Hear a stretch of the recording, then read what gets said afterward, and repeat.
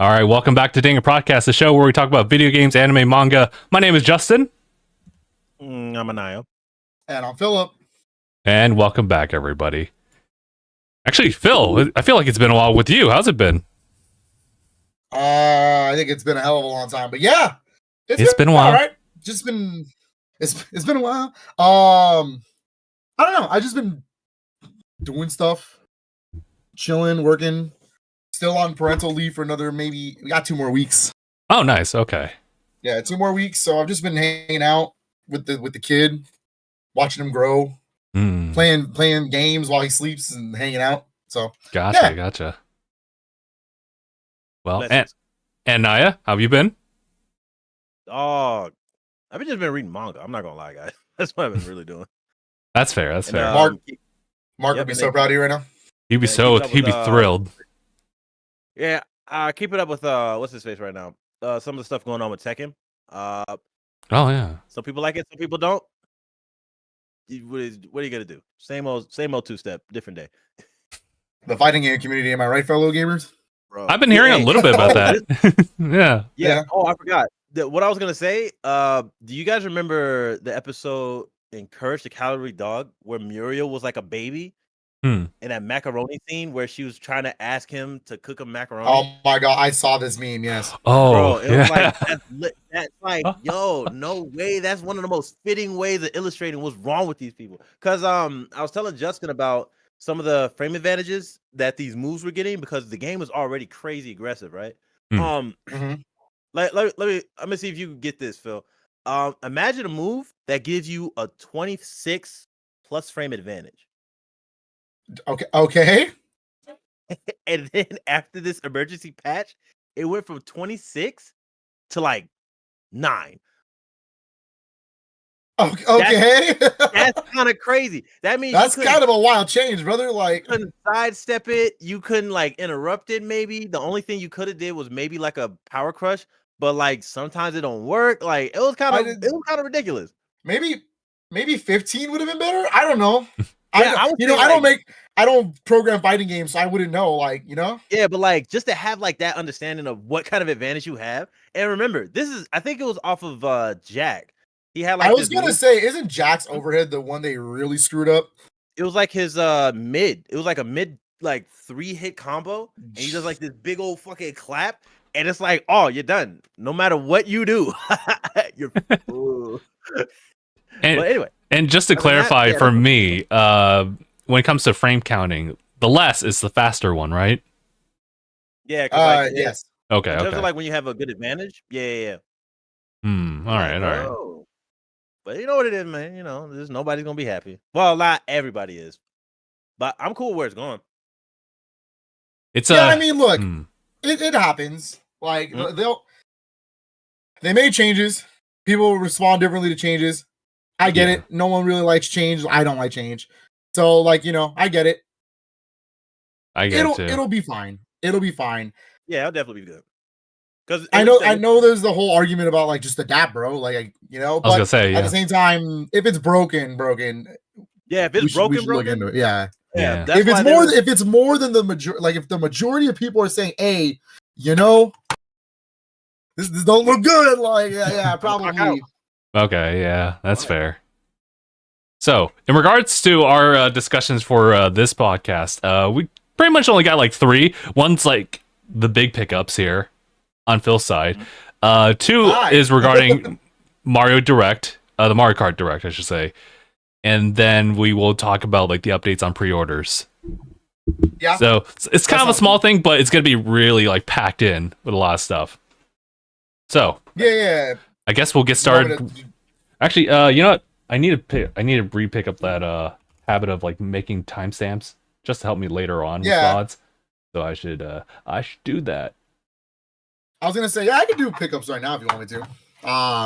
Just because I haven't been on the show in a minute, and I mean a hot minute. And the last time I was on the show, it was the Switch 2 pod. Mm-hmm. So that was the big Switch 2 pod. So it's been a hot minute. Things have changed since then. Things have there's a lot of my opinions differ here and there, but overall, I got a bunch of pickups. I have 17 games. Brother! I have a problem.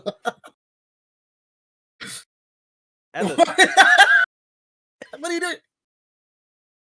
All right. Bro, get No, cozy. no. Get cozy. Get cozy. Get cozy. Hey, you know, wake me when you need me, you know? Oh. Oh my god. He pulled the Halo 3 on me is crazy. Wild bit. He had that on radio. That's a wild bit. I hope you enjoyed that bit that I had prepped like a whole week ago. audio listeners, this dude just pulled a Halo 3 bit on me. Oh my god. Well, okay, I'm gonna start with 2 games before I go to this pile of Switch games. A lot of it's obviously Switch games. Shocker, I know. It's too hot here. I know. I was gonna say, dude, you pulled out the blanket. It is like burning out here right now in our area. Getting toasty. But I will say, I picked up 2 games, right, that are not Switch games. One of them is a retro game, guys. I did it. Oh, where? I'm finally back. A little bit of a back. It's a really good deal. It was $10, so I was like, you know what? I'll pick that up. I'm gonna pick that up. And then the thing is, I'm gonna pull this game out, right? And you guys are gonna look at me like, you haven't had this yet? Oh, and the answer is yeah. I don't know why I never got it. It's mostly because this series, like, we've talked about the series in length, and like especially because this series had recently got a game last year, and it was a really good remake. I know Justin and I played through it, and it was really good. And it was just, the sequels are not the same kind of game. The sequels are more Lemming style than it is normal. So I don't actually own any of the rest of the games in the series, so I kind of want to change that a little bit. I want to give it the actual college try before I make judgment on that. But I picked up Mario vs. Donkey Kong 2 March of the Minis. Oh, damn! Where'd you find that? For the DS. At my second job. I just gaslight myself. I thought you had that. No, that's why I'm saying you're gonna look at this and be like, you didn't already own that? No, I didn't. I actually don't own most of the Mario vs. Donkey Kong series. Like especially the Lemming style, because everything turned into like this puzzle style game instead. You confuse me. What the hell? I know. I just never got around to playing them. I really thought you were gonna hit me with like some D-cut. Like, it's a Nintendo. It is a Nintendo game. Yeah. Whoa! Stop that. Listen. You have to understand. I am a big Nintendo fan, but that doesn't mean I own every Nintendo game in the world. That's crazy. That's the goal. That's the dream. But like, that's a. Next thing you're gonna tell me you don't have like Phantom Hourglass or something. No, I have Phantom Hourglass. I don't have Spirit Tracks. I don't have Spirit Tracks. Okay, that's it. Wow, that's rough.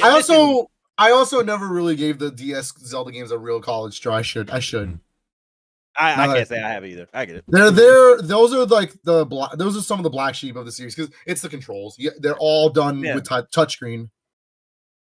I guess that gimmick. I get it. Yeah, it's that gimmick. But hey, you know what? I don't know. I'd be down for having another run of that, but that's just me. Yeah. Like I have Phantom Hourglass. I should at least attempt it again. But, I don't know. Yeah, I picked it up. I was like, you know what? I don't own this. Mm-hmm. And I think there's another DS one, Mini Mayhem or something. Something like that. I don't remember that. Oh, Mini Mayhem Land? Right. Something like that. This still Donkey Kong and Mario? Or? Yeah, Mario vs. Donkey Kong. I have Tipping Stars before the eShops closed. I have Mario vs. Donkey Kong Tipping Stars. So I have all the Mario vs. Donkey Kong games that were download only back on the 3DS, DS, and whatever on Wii U. And so I have those. I played a little bit of Minis on the Move. I'm gonna be real, that game's kind of tight, but also that's a very different style of game. That's more like that one is a puzzle. Like, hey, how do you get Mini Mario to the end? Oh, okay.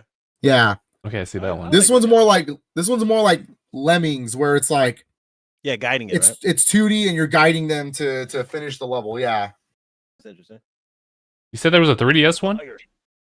There is a 3DS one called Minis on the Move or something like that. Oh, okay, I see that one. As well as the Tipping Stars one. It was download only. Tipping Stars is a Wii U and 3DS cross game. And that was one of the first instances of like, you buy one, you get the other version free. And so what I did before the eShop closed, I bought the 3DS version, got the Wii U version for free. Oh yeah, that's right. And then, do you have a Miniland Mayhem? That's the one I'm missing. Thank you. Okay, That's the okay. DS one. Yeah. Gotcha. Miniland Mayhem. There we go. All right, all right. Oh snap! Oh. Yeah. This next one, as some of you know, I have already beaten this game. We've talked about this game in great lengths. Absolutely one of the best games we've ever played. It's a phenomenal modern game. Justin and I love this game dearly, but also I didn't own it physically when it came out. You know, I didn't have the money at the time, and a friend of mine hooked it up. You know, because she was just like, I know you like this series, but I know it's not physical, but you know, I got a code, play it. And I was like, cool, I appreciate it. So shout outs to the homegirl Corinne, but I finally got a copy of this physically because it was super cheap. I finally have Final Fantasy 16 in my collection. Hey, let's go! Oh. I'm not gonna lie, I thought you had it already, bro. Physically, no, but I had it digitally. Yeah, okay, yeah. I was like, I downloaded it and I love this game. It's so good. Wow, It's good, yes. I do hear. It's so good. I do hear that. Yes, I do have to play it now because he's in my game. But other than that, yeah, I gotta play. He is a character in Tekken 8. That's right. I hate him. But other than that, Clive, my boy. He has a dog. He throws a dog at you in the game. He has the dog in this game, bro. He's the only partner you get. He's the most consistent partner. Yeah, he's the best partner. He just jumps. That's fair too. Beats you. He beats you at his plus 16 frame.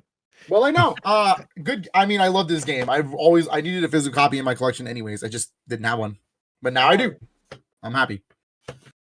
Very nice. Very nice. I have a bunch of Switch games. I got them in chronological order. So, from the day I stopped doing some pickups. So let's start from the top. I picked up a little game that Justin has also picked up, but I'm pretty sure he showed it off once. But I want to do it my part too. But this is Atelier Yumiya. Hey, I still have it over here too. The Alchemist of very nice. Vision Land. Yep. Nice. Solid. Yep. I am really curious to play this game since apparently now it's technically an action RPG. Yeah, pretty much. Yeah, they turned it into action, and it's got like a really cool premise where like alchemy's banned, and it's like, whoa, okay. Also, so I'm really excited to play this. I don't want to make this about Tekken again, but apparently they're having a crossover with this game. They too. are. Yeah. I'm gonna buy it. She threw off Jello or like Slime Heihachi. I don't know what happened, but she threw him off a cliff. So I gotta play this game. And it's there's that. It is action, yeah. Mm-hmm. So I'm excited to play it. I do like the Atelier series, even though I haven't played all of them. Word. I really only got into it with Ryza, so. So this is fun because this is a new arc. So I'm hoping this Yumiya sticks around. Hey. And then the next one's also a big RPG that same week. Had to pick it up. First party Nintendo game. And you know what it is already. So let's not beat around the bush. One of the final Wii U games that haven't been ported yet finally is here. And it makes the series complete on the the Xenoblade series on the Switch complete. But that is Xenoblade Chronicles X. Hey, let's go. Oh, you love to see it. Banger game, brother. It's so good. And if you guys are worried, if you want to jump into this, but you haven't played the rest of the series, don't. This is the actual spin-off. So you can actually play this without having any knowledge of the other games. I'm with it. Yeah, it just plays like it's only Xenoblade really in name. That's true. Oh, I see. Yeah. It's the one game in the series where you don't need the rest of the series to play. Because like I would never say, hey, play 3. Like, well, 3 has its own story, but like you definitely get more enjoyment out of 3 if you played 1 or 2. You can play 1 or 2 by himself and be okay. But 3 is the one you need to have at least play 1 and 2 together. Yeah, okay. Yeah. One moment. My dog wants out, even though he wanted in. Yeah. Vladimir, make your pick, bud. If you can't do the time, don't do the crime. Okay, time's up. No, get out. He's such a weirdo. Anyways, all right. Next on the list is a triple pack of limited run pickups. Okay. Hey, yo, you love it. This one is actually one of my favorite Star Wars games of all time. I love this game to death. I played it a lot back on the GameCube. I kind of wish I had my GameCube copy, so I might pick it up again on GameCube. But I love this game. It used to be canon. It's now considered Star Wars Legends or whatever. But I love this. Yeah, I still think it's canon because no one's gonna make this story anyways. Yeah. Because it leads right into episode 2. It takes place in between episode 1 and 2, and that is for a specific character. And this is Star Wars Bounty Hunter. Oh, okay. It literally tells you how Django figures out like how they offer him the chance to do the clones, giving him a child, which would end up being Boba, and all that stuff. Yeah, that's crazy. And they just because like it's such a good and then the last boss is obviously you're hunting a Jedi, and he's a Mandalorian, so you're like, oh man, like you're not a Jedi, brother. Like, heck, bro. Nah, that's nuts. Yeah, it's really good. I like the game a lot. It is a little clunky, but this is this isn't just a port. This is the actual HD version that was done by Aspire. Which is the same team who recently did the Tomb Raider trilogies and Legacy of Kain. Oh, cool. So they got like a good track record. Yeah, they got a pretty good track record. So this is actually a updated port with HD visuals and whatnot. So it's technically a remaster. So it's really good. I'm with it. Yeah. And I like picking up the because the Switch just is home to every like classic Star Wars game, and I love it. Those are all the good ones, bro. All the bangers. Oh, sick. All right. Next on the list, I have a really interesting one. This is actually a Super Nintendo game in America. It's called Cybernator. But not knowing to me, I didn't realize that game was quote unquote censored. And it wasn't even like a censor that you think it was. What are you gonna put on screen? No, it's nothing crazy. It's it was censored in the way that like graphic anime wasn't a thing back in the day, and to sell it they had to deanimate it basically. Yeah. And so it was Cybernator. If you play it on the actual Super Nintendo, is just mech, like it's just like mechs. It's a platformer / action game, and you're just they're just mechs, I get it. But in Japan, it actually is part of a larger series of games.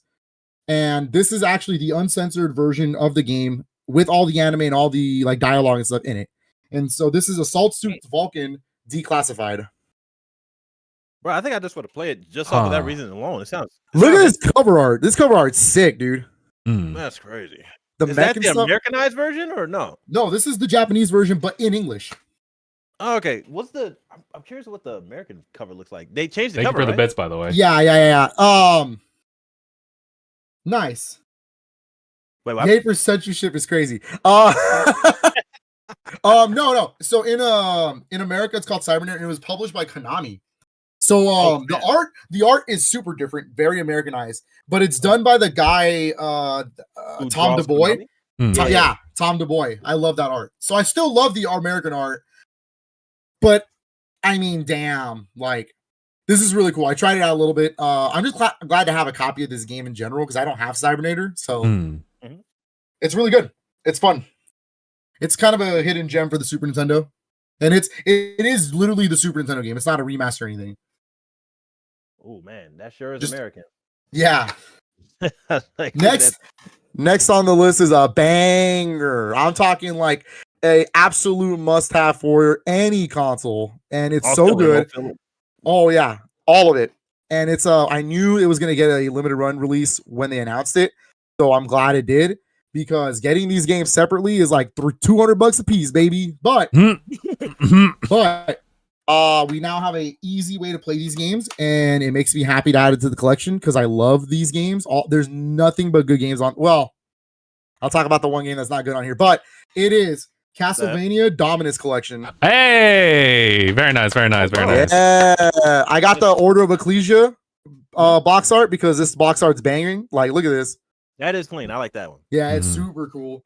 But it comes with Dawn of Sorrow, Portrait of Ruin, Order of Ecclesia, and the reason it's those three is because those are the DS games. So it actually has all the DS functionality still, like it plays in dual screen and everything. Really? Yeah, so it's really cool. So they kind of map it to where the left side of the screen is the main 4x3 screen, Mhm. and then the right side. I didn't notice this, but the right side has both the map and the status screen, because I remember that on the original game you can tap the screen to change which one you want, but now they just have both, so you don't have to change anything. Ooh, you love to see it. It's a really clean setup, and it works really well. Surprisingly, a little too well. I was like, dang, I kind of wish more companies took DS games and did it like that. I think Capcom and Konami are the only ones that have done it, because Capcom did it with Mega Man ZX. Really? Yeah. All right. But I also wanted to point out that it's not just those 3 games. They secretly made a new Castlevania, like a new actual original 2D one, and it's in here. And it's a Haunted Castle Revisited. It's a remake of the arcade game that's terrible, by the way. That arcade game sucks, but it's got a good music. It's got good music. All right. It's got good music, but the game's terrible. That game's also on here, and I was like, why? The arcade game is in here too, and I was like, ew. But the remake is awesome. It's literally a brand new Castlevania game. Crazy. I could not believe it. I was like, it's so cool. So it's a really good collection. Factor that in with the anniversary collection and the advanced collection. There's so much original Castlevania games on Switch. It's so cool. Oh yeah. I will still champion. No, go ahead. Oh, I was gonna say they've been really picking up on just porting every Castlevania over to like modern consoles, and definitely appreciative. Granted, it's also Konami. Konami's like been porting a lot of their stuff to modern consoles, which has been a big plus for everybody. But I still need them to put Requiem on the Switch. I don't know why that's PlayStation only. That's killing me. I have a PS4 copy because I'm not going to let that go. I wanted that physically somehow. But like I needed that. That collection has Symphony of the Night and Rondo of Blood. Literally the 2 best Castlevania games of all time. You're killing me. Like they'll get there. They'll get there. That's the Richter games, man. They're holding it close to their chest. That's what they're doing. Yeah, they really want you to. Because once they do that, there's like, oh, okay, I guess we're done now. Yeah. I also want to give a shout out because the Konami shop actually had like an alternative cover for Dominus Collection, and I have it right here where it just kind of features all the character casts like in one print. Yeah, that one is cool. Oh, bro. Yeah, that one is cool. I liked going with which game in the trilogy is my favorite, and so I picked that one. Like for Advanced Collection, I got Aria of Sorrow. Yeah. They're both sick, bro. Either way they're both really sick, yeah. That was crazy. Next on the list is 2 games I got for my birthday. I had a $50 gift card from my dad for Amazon. And so I told myself I should pick up some indie games. Stuff that I haven't like really been picking up in a minute. And there's 2 that spotted my eye. And they were both on sale. So I picked up this banger of a game. And I want no one to laugh at me when I say the name because I know it's crazy, but Justin has my back on this one. I picked up Cat Quest, the Fantastic Collection. Let's go! I'll give Cat Quest a pass. It does feel like one of those games you'll hear in like, I don't know, Fairly Odd Parents, but it's a good game. No, Abraham. I actually really want Coffee Talk. I need those games. I want to play those. But no, Cat Quest, baby. It's all 3 of the games on one cart. I know that because 3 is like the newest one, so I'm excited to play through them. Ooh, yeah. I'm excited to play this trilogy, and then this is a banger. I was really hoping for a physical copy of this, and I waited. I still waited because I didn't pick it up day one. But I'm excited to play this because I'm a big Mega Man / 2D platformer fan. But I picked up Gravity Circuit. Hey, yay! That's a fun one, bro. I forgot to have the physical. I'm gonna have to copy. Yeah, this one's cool. I'm really excited to play through this. The blessings. I love to see it. More limited run pickups. Yeah, all of this is basically limited run until the very end. So gotcha. Well, last 2 are not limited run, but like I'm saying, like up until then. So this next one, I'm kind of surprised came this early. I recently ordered this, but I picked this up. I don't know how I'm gonna feel about the gameplay itself, but I'm gonna be real with you. I picked it up on one reason alone. The dude who created this game and drew everything worked for Nintendo. He's very, very famous. He's Takaya Imamura. He drew and created the characters of Star Fox, F-Zero, and a lot of other things. And he finally left Nintendo and is making his own thing. So this is technically a RPG / visual novel. It's based on his manga. that's also it's a manga that he made, but it's a little westernized manga. Like it looks really clean. He got a cool Because rap if you've ever seen the art of like F-Zero, it looks like Western comics, but it is Japanese made. And so this is Omega 6, the Triangle Star. Oh, bro. What? Okay, hey, okay. Off those like those accolades, whatever he did before, I'm gonna have to just check it out. If you want to look for his actual manga, it's in English finally in the West through Dark Horse. Oh, let's Dark Horse. Hold on. So, but yeah, it looked really cool, and I was like, you know what? I like Nintendo history. I'll pick this up. What the heck? Yeah, that's crazy. Yeah, Omega 6. It's pretty cool. Yeah. Yeah. Oh, just looking at the style too. Yeah, that's definitely that's crazy. I know, right? It's really cool. I immediately thought it was just like chunky Star Fox. That's what I thought of. Yeah. Next on the list, I got an indie game I've been wanting to play for a while, but this is Chicory, A Colorful Tale. Oh, that one. Okay, yeah. okay. Yeah, it's got what's her name? Lena? Yeah. The girl who does I think Lena Rain. The music for Lena Rain, thank you. She does the music for Celeste. Oh, bro, it's a banger. Yeah, I was gonna say it's the music for this game too. It's over. Bro, off the original soundtrack alone. Yeah, it's kind of like a puzzle top-down Zelda style game, but like it's more puzzle than it is Zelda. Oh, I'm with it's about painting the world and like stuff like that. That is a me game. Yeah. Yeah, it's a very much an artistic game. For sure. I'm buying it right now, guys. That's a cool one. Relax. All right, next one on the list is it's a new game in an old ass IP. I mean old. You really have to know arcade games to know what this is.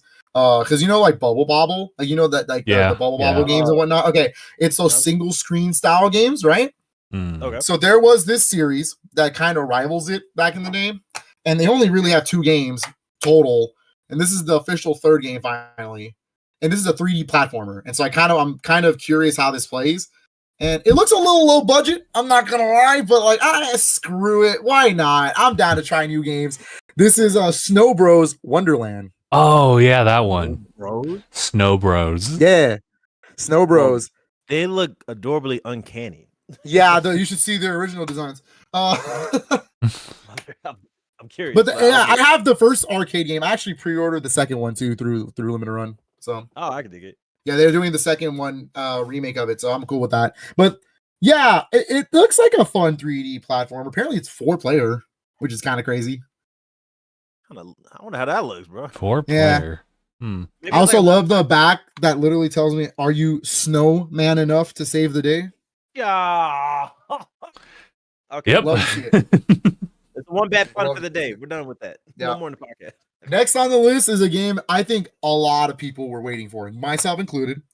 It's a new game in this legendary series, but it's not the kind of game we thought it was going to be, right? This is a new genre for the series, which is really cool, but it kind of works. And I know it was delayed to hell and back. Like it was getting delayed, and it finally released. But I finally have Metal Slug Tactics in my collection. Hey, let's go. Yeah. I gotta I got waiting on mine. Kind of. Yeah, kind of. It's more like Final Fantasy Tactics, but yeah. It's that style, yeah. Such an obvious parallel. I should know. But yeah, but it's by .emu. So .emu? Yeah, like the Turtles Revenge like publisher. Yeah. Oh. Like Shredder's Revenge, yeah. Yeah. Wow, that's what are these teams doing? That's crazy. Yeah, but a new Metal Slug game. I mean, I kind of want to play no matter what. So true. Yeah. This next one is one of those. How could I put this? It's one of those Earthbound inspired RPGs. Okay. That's what I've never heard of the game, but it looks super cool, and it's called In Stars and Time. In Stars and Time. Oh, I've seen that cover before. Yeah. Yeah. It's In Stars and Time is a time looping RPG adventure and tells the story of Sifrin and their adventurer friends. The heck? A found family bound together by fate in order to end the tyrannical reign of the evil king. But as victory is just within the party's grasp, a tragedy occurs. The clock resets, and they have to do it all over again. And it Damn. looks super like Undertale-ish. You know I what I see mean? it. Yeah. Yeah. This is definitely the kind of game they would be their fans of Undertale would be fans of. I'm not gonna lie. Yep, absolutely. But it looks fun. I wanted to play it myself. Hmm. I do dig the art design. I could dig Yeah, it. I like same. it. Right. All right. Next on the list, I have a sequel to an underrated Metroidvania, and this is I gotta pronounce it right. It's Kamajo Remelia 2: Stranger's Requiem. Oh, I think I've heard that new to one me. before. Yeah. It's I have the first one too, Scarlet Symphony, but this one is it's a sequel to that. The first game was a fan project that based on the the Toho games. Yeah. Does anybody know that? Okay, it's based on that series. Really? But but the first one was based on a fan-made Metroidvania based on the series that got funded to be a real game. Crazy. Imported, and so that game got a limited run release a little bit back, but this is the official sequel. All right. So they're both really cool Metroidvanias.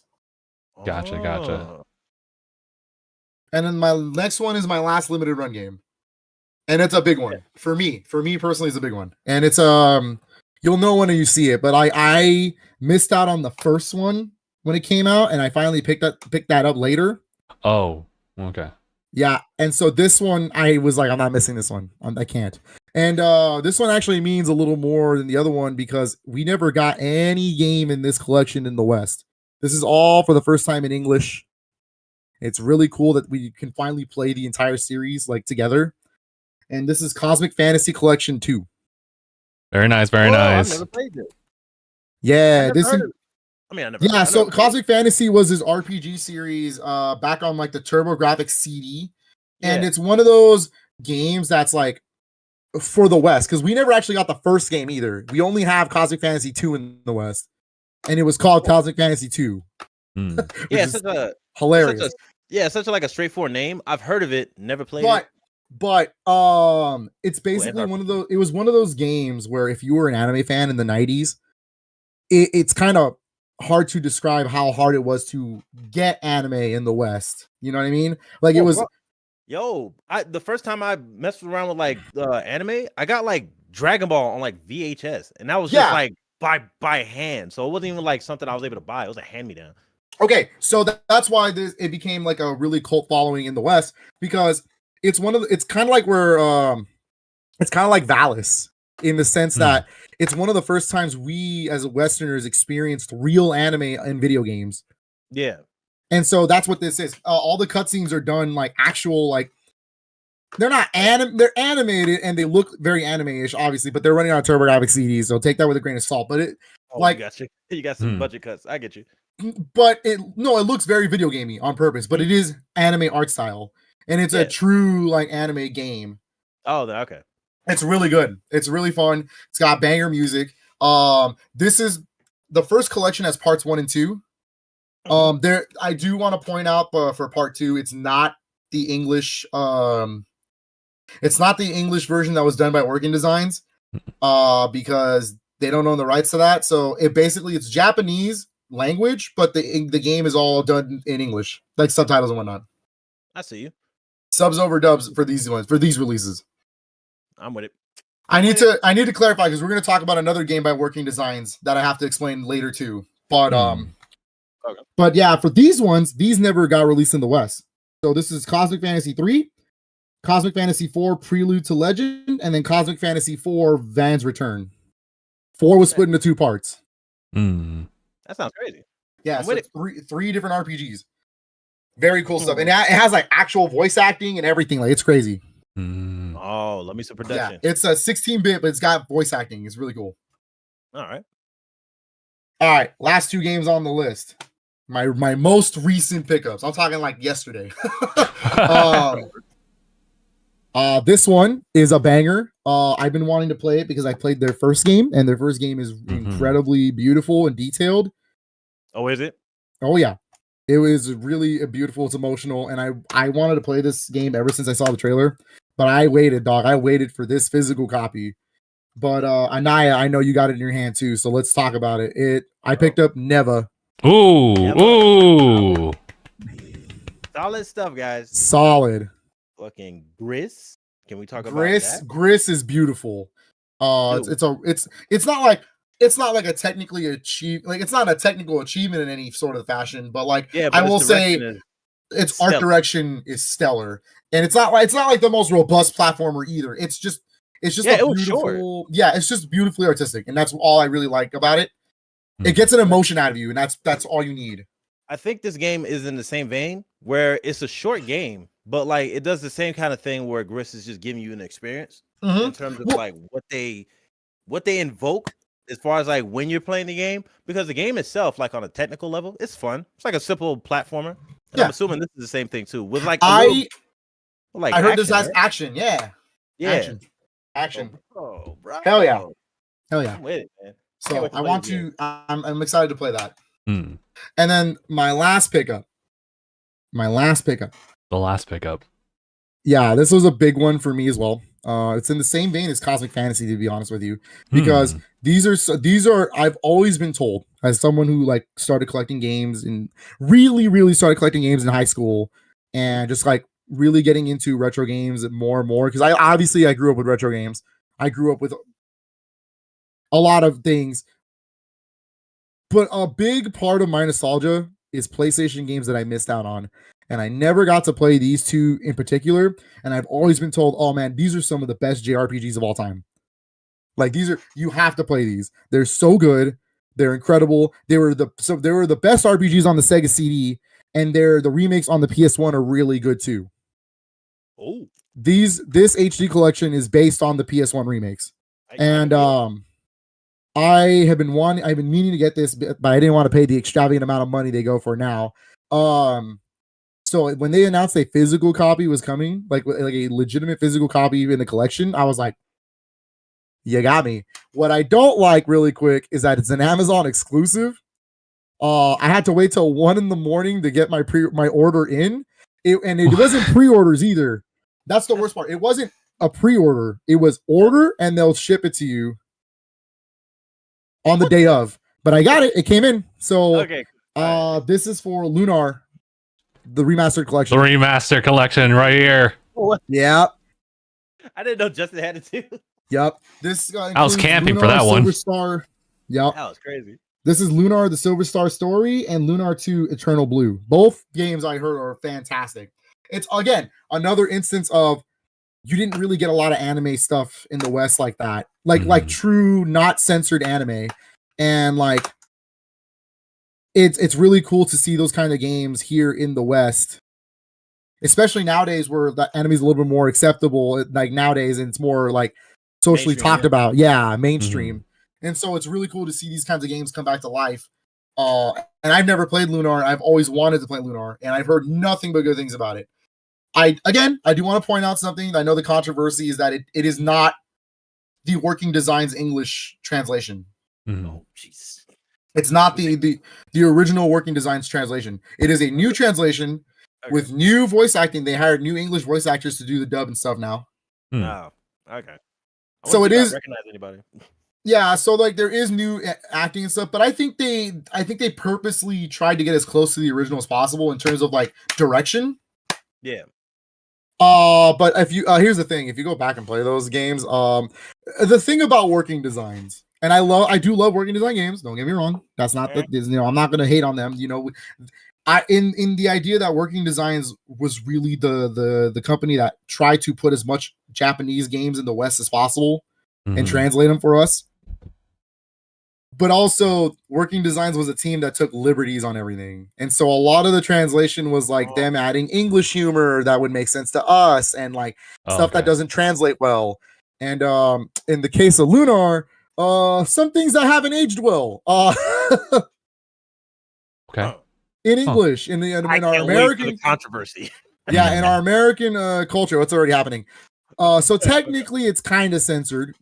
Not in the content. Content's still all here complete. It's more like the language and stuff they used. It's very Did it get colorful? Disney-fied? Colorful back in the day is what I would say. Okay. It was very Some slurs were thrown around. It's all good. Oh. very flamboyant. Yeah.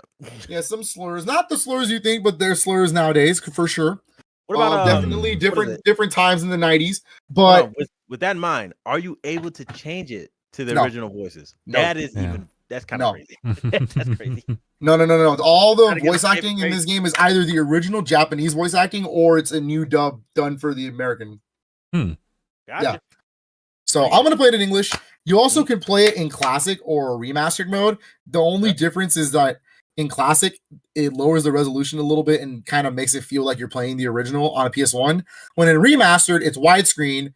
It looks pretty. It's still pixel art, and then the anime cutscenes are all like it looks like they're upscaled for sure, but they also look like they went over everything and redrew some of the frames to make it look HD. Oh. I know what you mean. I So forgot it what looks that's really called. cool. Yeah. Oh, yeah. Okay. So Okay. it looks cool. Really exciting to have this. I wanted it on. I know they're PlayStation games for the most part. I know a lot of the people picked it up on PS4, but I wanted the Switch version because I play RPGs a lot on the go. That's fair. So I'm with it. some real banger pickups, bro. Like I can't believe we are on year 8 of the Switch and we're still getting all these kinds of games, bro. Mm, Ooh, baby. And I get to play all these on Switch too. So that's definitely a plus. All right. Wait, was that it? Are we done? I that's think it. That's all my. I think that's everything. Unless Aniyah, you have anything else? I only had the one. That was the thing. Yeah. I tried zooming through all this. So And you did a good job. Because I only got one that's different. Yeah. As far as like a pickup. Oh. Top of Never. This is just an Ooh. impulse buy. Because I had Impulse. bro, I was just. That's the best kind. around.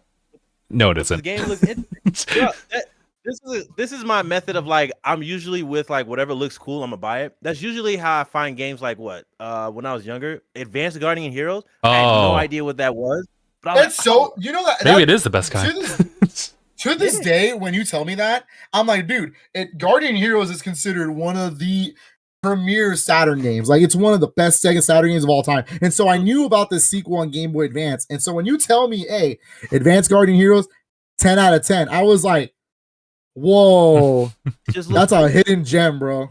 So as far as like this, I'm hoping this is pretty good. This was called The Pathless. Oh, okay. Wasn't this like a game that was on like the PlayStation or something? I think. It Yeah, was, it was yeah. released PS5 exclusive for a little bit. It was timed. Solid. And then like what? I have it on PS5. Yeah, it was like I Yeah. got Annapurna, so I'm like, Yeah. it's a seal of approval for me Mhm. because they did I believe it was Oxenfree. Mm. No, That game, they didn't do Oxenfree, no. or was it Annapurna is a publishing company. I know the games they publish would be like Sayonara Wild Hearts, That's what. Mm. Oh, that's what. What is Lorelei and the Solid. Laser Eyes. Yeah. Is Laurel? Hey, does Lorelei and the Laser Eyes have a physical copy? I've been wanting to play that game so bad. I don't Made me believe so. wonder. Oh man, My bad. let me look up IMA Bit. Oh, maybe they would, right? So They're the ones that did Sayonara. Yeah. see. I just want to know because I really, really want to play them. I really want to play that game. It looks super like up my alley. Oh, bro. Oh, Aniyah, for Oxenfree, it looks like developer is Night School Studio, publishers Night School Studio, and Netflix. Yeah, Netflix owns the game. Yes. What am I thinking of? What other game did Annapurna do that I really like? I guess like what they. Oh, here we go. Could be a handful. They've They done did a a- handful of games. Go They did on. Donut. Yeah, they did Donut. Donut County. Oh yeah. They've done what is it? What's Neon White, Sayonara Yeah. Wild Hearts. Yeah, it was probably Sayonara Wild Hearts that made me just approve for their. Anytime I see them, I'm with it. So I'm pretty sure it was that. Oh, Journey. do a- duh. Journey, Ooh. bro. The style Yeah. of it. My bad. It was Journey. Or they got Oxenfree. And then Netflix was like, yes. Can't wait to play this game though. I think that's the fun thing. Cocoon? Yeah, No, right. there's no. Yeah, there is no physical yet. Oh, for that game, yeah. Yeah, for Lorelei and the Laser Eyes. I really hope it does. That's the same team who did Sayonara Wild Hearts. Ooh, can't wait. And it's more of a Resident Evil puzzle style game. It looks super cool. Oh. All right, But we'll do that anyways. in a minute. Yeah. Yeah, I said, I wanted this year, if it's not any like big first party or like any big pre-order I have coming up, Yeah. I have been really trying to pick up like some smaller games and some indie games. I gotcha. I really want to pick up more of those. All right. And so, like, I think my next big order might be from Fangamer because they have a lot of big Ooh. things coming out. Yeah. Stuff happened like this past week as far as like some big ones you've been profiling. Yeah, I heard about the Pizza Tower Collector's Edition. I heard about that. Oh, word. The Collector's Edition is going to be delayed indefinitely until they can figure out tariff costs. Oh, okay. But the standard's up for pre-order right now. Okay. Then there's Little Kitty Big City that just came out. I know I gotta pick Nice. that up. Based on Steffi's recommendation, because she said that game is incredible. So I was like, oh, damn. All right, fine, you got me. Yeah, animation in that game looks great too. And then I gotta pick up. I know Anton Blast is coming out from them. I know Mouthwashing is coming out from them. Definitely buying that one. Definitely buying that one. Then there's that game. Off, is that what it's called? The RPG game? No, that's new to me. Yeah, apparently it's a remaster of an old PC game that inspired. It's a game that inspired Undertale. Okay. Really? On top of Earthbound? On top of Earthbound. So Earthbound's inspired by a couple of games, not just one. Yeah, okay, I can dig it. It's got inspirations of a game like Earthbound. It's got inspirations from a game called Moon. Oh yeah. And this is one of the games too. It's called Off. It was an RPG Maker style game that someone made, and they got popular. Cool. And so technically this new version that's coming to Switch is a remaster. Technically. Okay. All right. It's a new port. Yeah, it's a new port. But it's getting a physical through Fangamer, which actually is fitting because they did Undertale. But there's that. They also have let me see the coming soon list. Hold on. Yeah, Pizza Tower, Mouthwashing, 9 Souls, Anton Blast, Crow Country. That's the other one I want to pick up. Yeah. Ooh, that game is so cool. I couldn't believe it's from the same team who did Snipper Clips. That's such a wild rap sheet, bro. Like, yeah, that's a crazy pivot. Like, huh? horror Resident Evil style game from Snipper Clips is crazy. Hilarious. But 9 Souls, I forgot they're doing that too this year. I'm buying it. It has to. It's mine. Yup. Love that game. So I'm really cool with all these games they're putting out. I'm excited. I'm loving it. They've got some really good stuff this year. Oh, I still need to pick a Faith. They have that one. Oh yeah. Oh yeah, they have the Faith, the Unholy Trinity. Yep. Yes. Got that game. That's what I'm saying. They have some really good games, man. I'm so happy. There's some really good stuff. So I might make some orders from them. Not sure. There's also some other like some imports. What is it? Saga Frontier 2 Remastered's getting an Asian release, and I actually just discovered that Little Nightmares 1 has a English Asian release.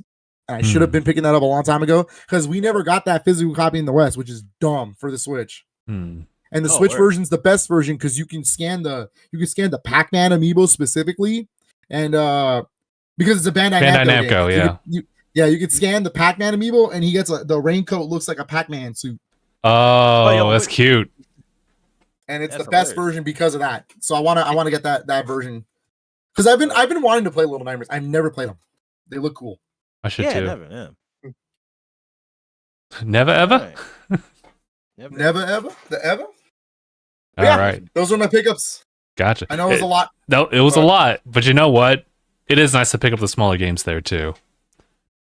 But yeah, I think we're gonna have to be very conscious about like our money spending nowadays because we're walking into topics of. I guess we'll start with Mario Kart World Direct. Yep. Now, obviously there's the whole pricing thing. We're not gonna really talk about that as far as the content that they showed off for Mario Kart World. But essentially, Aniyah, actually, I wanted to kind of like walk this back with you because you were actually talking about this prior to the start of the pod. That what was it? You were talking about someone's complaint about it. But I can understand like why they were looking at that and what the actual content was all about. So essentially, the Nintendo Direct for this one was kind of an overview trailer of Mario Kart World, and I think that's totally fair. But maybe the problem is that a lot of people are wondering if they're going to answer certain questions that we might have but they end up answering just like a couple that are just within the realm of the game, which makes sense. Yeah. I mean, they definitely answered a majority of my questions. I know the question of free updates and DLC. Here's the thing. In my opinion, I'm so glad they didn't even mention that. Because if they would have even said the words paid DLC, I think everyone would have freaked out on them, because they're going to charge us $80 plus paid DLC. Crazy. Yeah, I will say don't not expect it, right? Like I always expect paid DLC down the line. But if you tell me that after 2 years and say, hey, here's a massive new DLC upgrade you're gonna get, okay, I'm a little more comfortable with that. But right now, right here, the game hasn't even released. I'm glad they didn't say that. Yeah, I feel the same. I'm also kind of glad they didn't even say free update, because at that point, then you're telling me, oh, it's not a complete game. Oh, I see what you mean. Because if you're going to charge me $80, I'm assuming that's a complete package. You know what I mean? I get what you mean, yeah. And so I'm kind of glad they didn't mention the update stuff, to be honest with you. Like, that's my opinion. I'm very glad. But if the question is it worth $80 and you want that question answered, if you already think it wasn't, it still ain't. Like, it didn't do anything to sit here and go, let me show you how much content this game really has. It's Mario Kart. Granted, I think it's a pretty ambitious Mario Kart now. Sure. You know what I do like? I don't know if you want to go through this in order, but like, oh my god, the P switches in free roam that are basically the return of the missions from Mario Kart DS. Oh, see, I want to know that. Thank you so much. Okay. I've wanted single player content like that again since Mario Kart DS, and we haven't had it since. Because most Mario Kart single player is either you're just playing online, Grand Prix, time trials. That's it.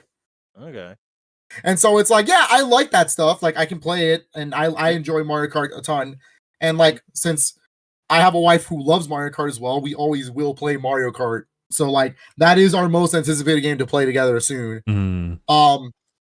But you know, in general, it's like, what am I doing on my own? You know what I mean? Like, so I'm glad free roam is huge, has actual things to do, actual things to collect.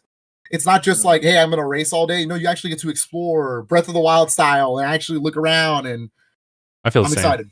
Especially when you compare it to Breath of the Wild, as far as, you know, the overworld and like the mass amount of collecting you could possibly do. I know that kind of leading into the next thing, it was about how additional things as far as like unlocking stuff, which would definitely like scratch that itch for me as far as like just something to do in the single player aspect of things, is to unlock the costumes. Oh my god, that is fun. I like that idea, dude. So there's a costume for every area? Is that what it is? I think so. Was it like more than one? Or yeah. So what I'm trying to get at is, can I play that by naturally just playing multiplayer and racing? Because obviously that's an item that you can collect. Or is it, do I have to play with every character and drive around the world, collect all their costumes? Because okay, look, I'll do it. I'll do it, but I'm starting with Yoshi first, because that Boshi costume he has from Mario RPG, I need it. I need it. It's the blue Yoshi with the shades and the gauntlets. I'm like, yo, he's back. Boshi's back, bro. It's crazy. It's solid. But also that King Boo that looks very dapper. I need that. I need that in my life. I think that's what I want you to do. Play with every character. Maybe. But I don't. Okay, I will tell you. Oh man, that character select menu is messy as all hell. It is kind of messy. You think they would just like, you pick Mario, you pick the costume. I don't know why Mario racing gear is a separate character. I don't understand why they did that. I was gonna say Summertime Mario, Western Mario. Western Mario is a separate character. Beach episode Mario. Yeah. So they pulled like the Dragon Ball Sparking Zero mess. Like they just did like Goku 1, Goku Saiyan arc. Like, are you serious? Yes. So I don't know why you can't just scroll over Mario and then, hey, these costumes are the ones you unlocked. Yeah. What? That's kind of corny. But hey, whatever. Really weird, but hey, whatever. I'm glad bad UI that. design. Hey, that's your free update. They're gonna free update. I'm the glad UI. that there's Maybe. enough things to do in single player and unlock stuff. That's great. Yeah. Because the main roster characters without the costumes is already really crazy. The penguin, the funny bit where they jump off the cliff with the penguin was funny. Yeah, they know what they did. Mhm. On both instances. There's that, the dolphin. I saw Monty Mole playable. Hell, I saw I forgot their names. It's the ones that throw the wrench playable. I was like, what the? Oh, wait, What is that dude doing there? Bro, yo, I saw the fact that they got, big like- long neck ostrich from Mario 3D Yeah. World. I was like, what the heck is that? Bro, man, that's some nutso stuff. Who let him have a license? I think like what is Goomba doing? Is he kicking the steering wheel? Yep. What is he doing? he's doing it. It's like It's the same thing I told you about when he's in Mario Party. Don't ask. that's so stupid. He sure can. It looks like This with the dice, it like pops up and he headbutts it, but like, what's he doing with a car? God damn it! Aniyah, this is a Nintendo game. If you're gonna question everything, you're just not having fun. Like I don't question a lot. I just have one question. What is he? Is he biting it? And we're just like, what am I looking at right now? This he's freak driving has with his no feet, hands. man. God, See, I'm cool with that explanation. he's just like. Because imagine, no, he's just thinking. He's just like he's like a psychic, and he's just like willing the steering wheel. Like I don't know. Like that's what another explanation would be. Crazy But, dude. you know, I will say, rest in peace, Kamek. He got downgraded to item. Oh, you're right. Oh, Yeah, rest in Yeah, peace, he's an Kamek. item. Yeah, he's an item. And I was like, oh, that's grimy. He was just put into the DLC in Mario Kart 8, like not even like 2 years. they did a character poll, and he They was did him bottom. dirty, bro. That's They did him crazy. absolutely dirty. But That new was new items look really cool. Some are returning. The way they presented it, it was like, brother, the Mega Mushroom's not new. That's from Wii. Hold on, Yeah, what about it's not the familiar. The feather is also not new. That's from Super Mario Kart. I will say the hammer? feather, No? the hammer's new. The like feather is not new. That's from the original Super Mario Kart, but it hasn't been used in a racing mode since Super Mario Kart. Mm. It's been used for battle mode, but Funny never name. actual racing. Yeah, and I think the use case in this one's actually kind of cool because you can dodge stuff, not just since it's in 3D, you can dodge obstacles and not just like dodging items. Mhm. There's a lot more strats to dodging stuff, and that's actually kind of crazy. I kind of like being that. able to get out of the way of a red shell by bouncing off walls and stuff is crazy. Yeah. Yeah, what the charge jump? Yeah. that The charge jumps. I like that. I like that. I hope that online racing isn't just everyone's charge jumping the whole time. Because then we're playing. Then I feel like I feel like deja vu playing Mario Kart DS online where everyone just snakes the whole time. It's giving me That's just Halo the game. Slayer. Yeah. Wait, hold on. Yo, Absolutely. Absolutely. Oh. if everybody like, I think maybe charge jumping. If I had to give them some kind of like out, I guess. What if there's like it's not like you can spam it, right? Because Well, first of all, you okay. have to charge it, but then also there's probably gonna be like when you land. So hopefully, right? Because I'm hoping the same thing. It would just be something that like it wouldn't be an incentive to keep doing it. There's gotta be some way to like balance it out. I was gonna say if there's a way to use it, I've seen it used in the video where like they use it to get to certain areas. It's the only way you can get into certain shortcuts and stuff. That's cool. Like that. Because you gotta master the actual trick to do it. Mhm. Yeah, give me That way is cool. I also want to point out some of the courses, right? I love a lot of that salty speedway course is so cool looking. Mm. The whole river where you're just jet skiing down the river. Oh my god, that's so cool. I also want to point out some of the retro tracks that they're choosing. Mhm. It's one really cool that they're kind of building it into the open world and like making it feel like, oh, those have always been there. Those are like they feel like brand new tracks, even though they're the retro tracks. Yeah.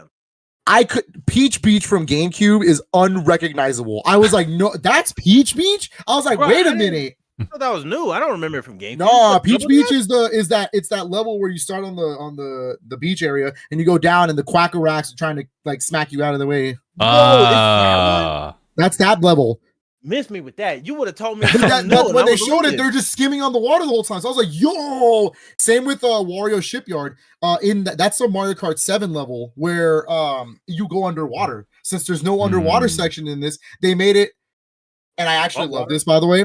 I hope this is real. Because Nintendo basically just made a sequel to Wave Race. Because the waves, there's a couple of physics actually in the game.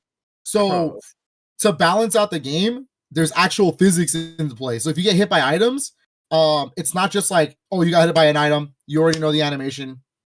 That's what you got to time with. No, sometimes you get hit so hard by an item, you'll like actually like the physics might actually change on you. You might bounce one way or another. That's funny. And so the water physics, I'm assuming are gonna be like Wave Race, where it's like the waves are random. There was a video, someone at the Nintendo Switch 2 experience shot a blue shell at someone in the water, and when they hit, the ripple of the wave comes in. That's kind of sick. And so it's like that's a random thing. That could happen by chance. Dang. That's really cool. I was like, okay, I like this. I like that a lot. I kind of like this more than the underwater gimmick to begin with. Yeah, underwater is just like the 0G of everything, kind of. It just kind of changes the layer of the map. Yeah. So I'm really cool with that. They showed off Peach Beach. Toad Factory returning from the Wii is a highly requested track. So cool with that. Love it. Love it to death. They didn't show it in this trailer, but Airship Fortress was there from DS. It's in the world. That's cool. Damn. I know I missed out on a bunch of Mario Kart. But the new courses look really sick. They look really cool, dude. That Boo Cinema looks so good. It looks so good. Like jumping into an old timey theater, and then it's like a horror themed like movie, like an old Universal Monsters movie. Oh my god! Yeah, that little theater filter was crazy. Oh my god, dude! Yeah, to get stop. Like, I want all those costumes. Mariachi Waluigi #1. I saw that and I was like, I knew Waluigi was Latino, brother. He's with us. Had a rose. He's with us. I think, bro, did they just like lead it up all at this point? Because he's been having a rose in most of his media now. Like, what basically, they basically lit up to this point. Yeah, that's funny. But also, I think courses look great. The physics look fun to play. The game just looks super fun to play, man. And that's kind of where they're killing me right now because like.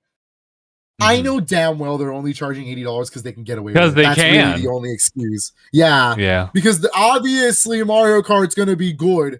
Well, let's not beat around the bush. That game's going to be great. They even admitted that once you beat all the Grand Prix, then you unlock Rainbow Road. I don't know if you've seen it every time they show Grand Prix menu.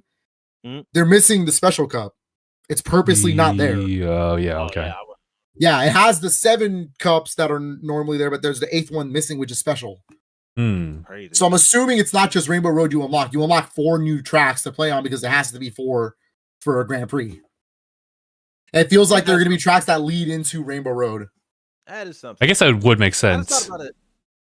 Yeah. But exactly how they do it. I love what I'm seeing. The game looks great. So, 2 things then. Okay. First of all, the rewind function. Like, hold on. Okay. That is definitely just for people who really want to attempt to get to another level, right? That just helps you. Maybe. I'm 50-50 on the rewind function. Like, and on one instance, like, cool, I guess, if you want to learn tracks and I think it's you make a mistake. Tracks. But I also am glad that they are limiting that to single player only and time trials. That's it. Oh, okay. Yeah, because you cannot do that in a real multiplayer match because that would be ridiculous. Yeah, that would be the dumbest thing to do in order to throw like some rewind feature as because when that's blue shell playing it out of nowhere, you just rewind because somebody else did it. Nah, that'd be dumb. Yeah, like you about to make the first place line and then you get rewound and then somebody Mario Karts you. That would be crazy. Nah, see, my trolley way to use it was I'd be so far ahead in first place, I'd wait by the finish line, rewind myself, do it again, rewind myself, do it again until you guys get close and then win.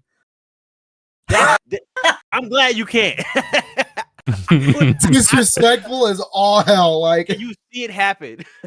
Disrespectful as all hell, dude. Like, man, but yeah, that's a nice little function for like self-improvement. I think it would work wonders in like free roam if you're just trying to look for like hidden items, and you just kind of pass and you're like, oh, let me just. Yeah. Okay, let's go Yeah, and again. then it helps you with like trials and stuff. It helps you with keeping- Fair.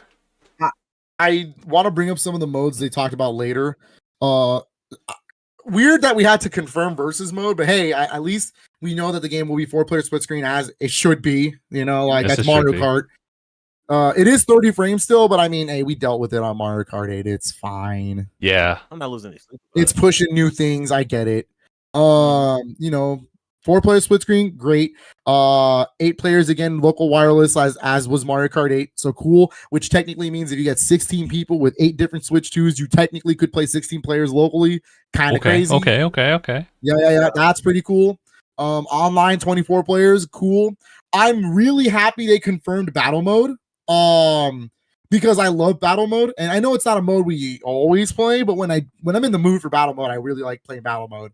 And I was a little worried that if they did confirm battle mode, how would it work in world? Because like I don't want it to be like Mario Kart 8 original, not deluxe, original, where on the Wii U the battle tracks were just the courses, and so it's just a constant racing, but I'm trying to hit you like.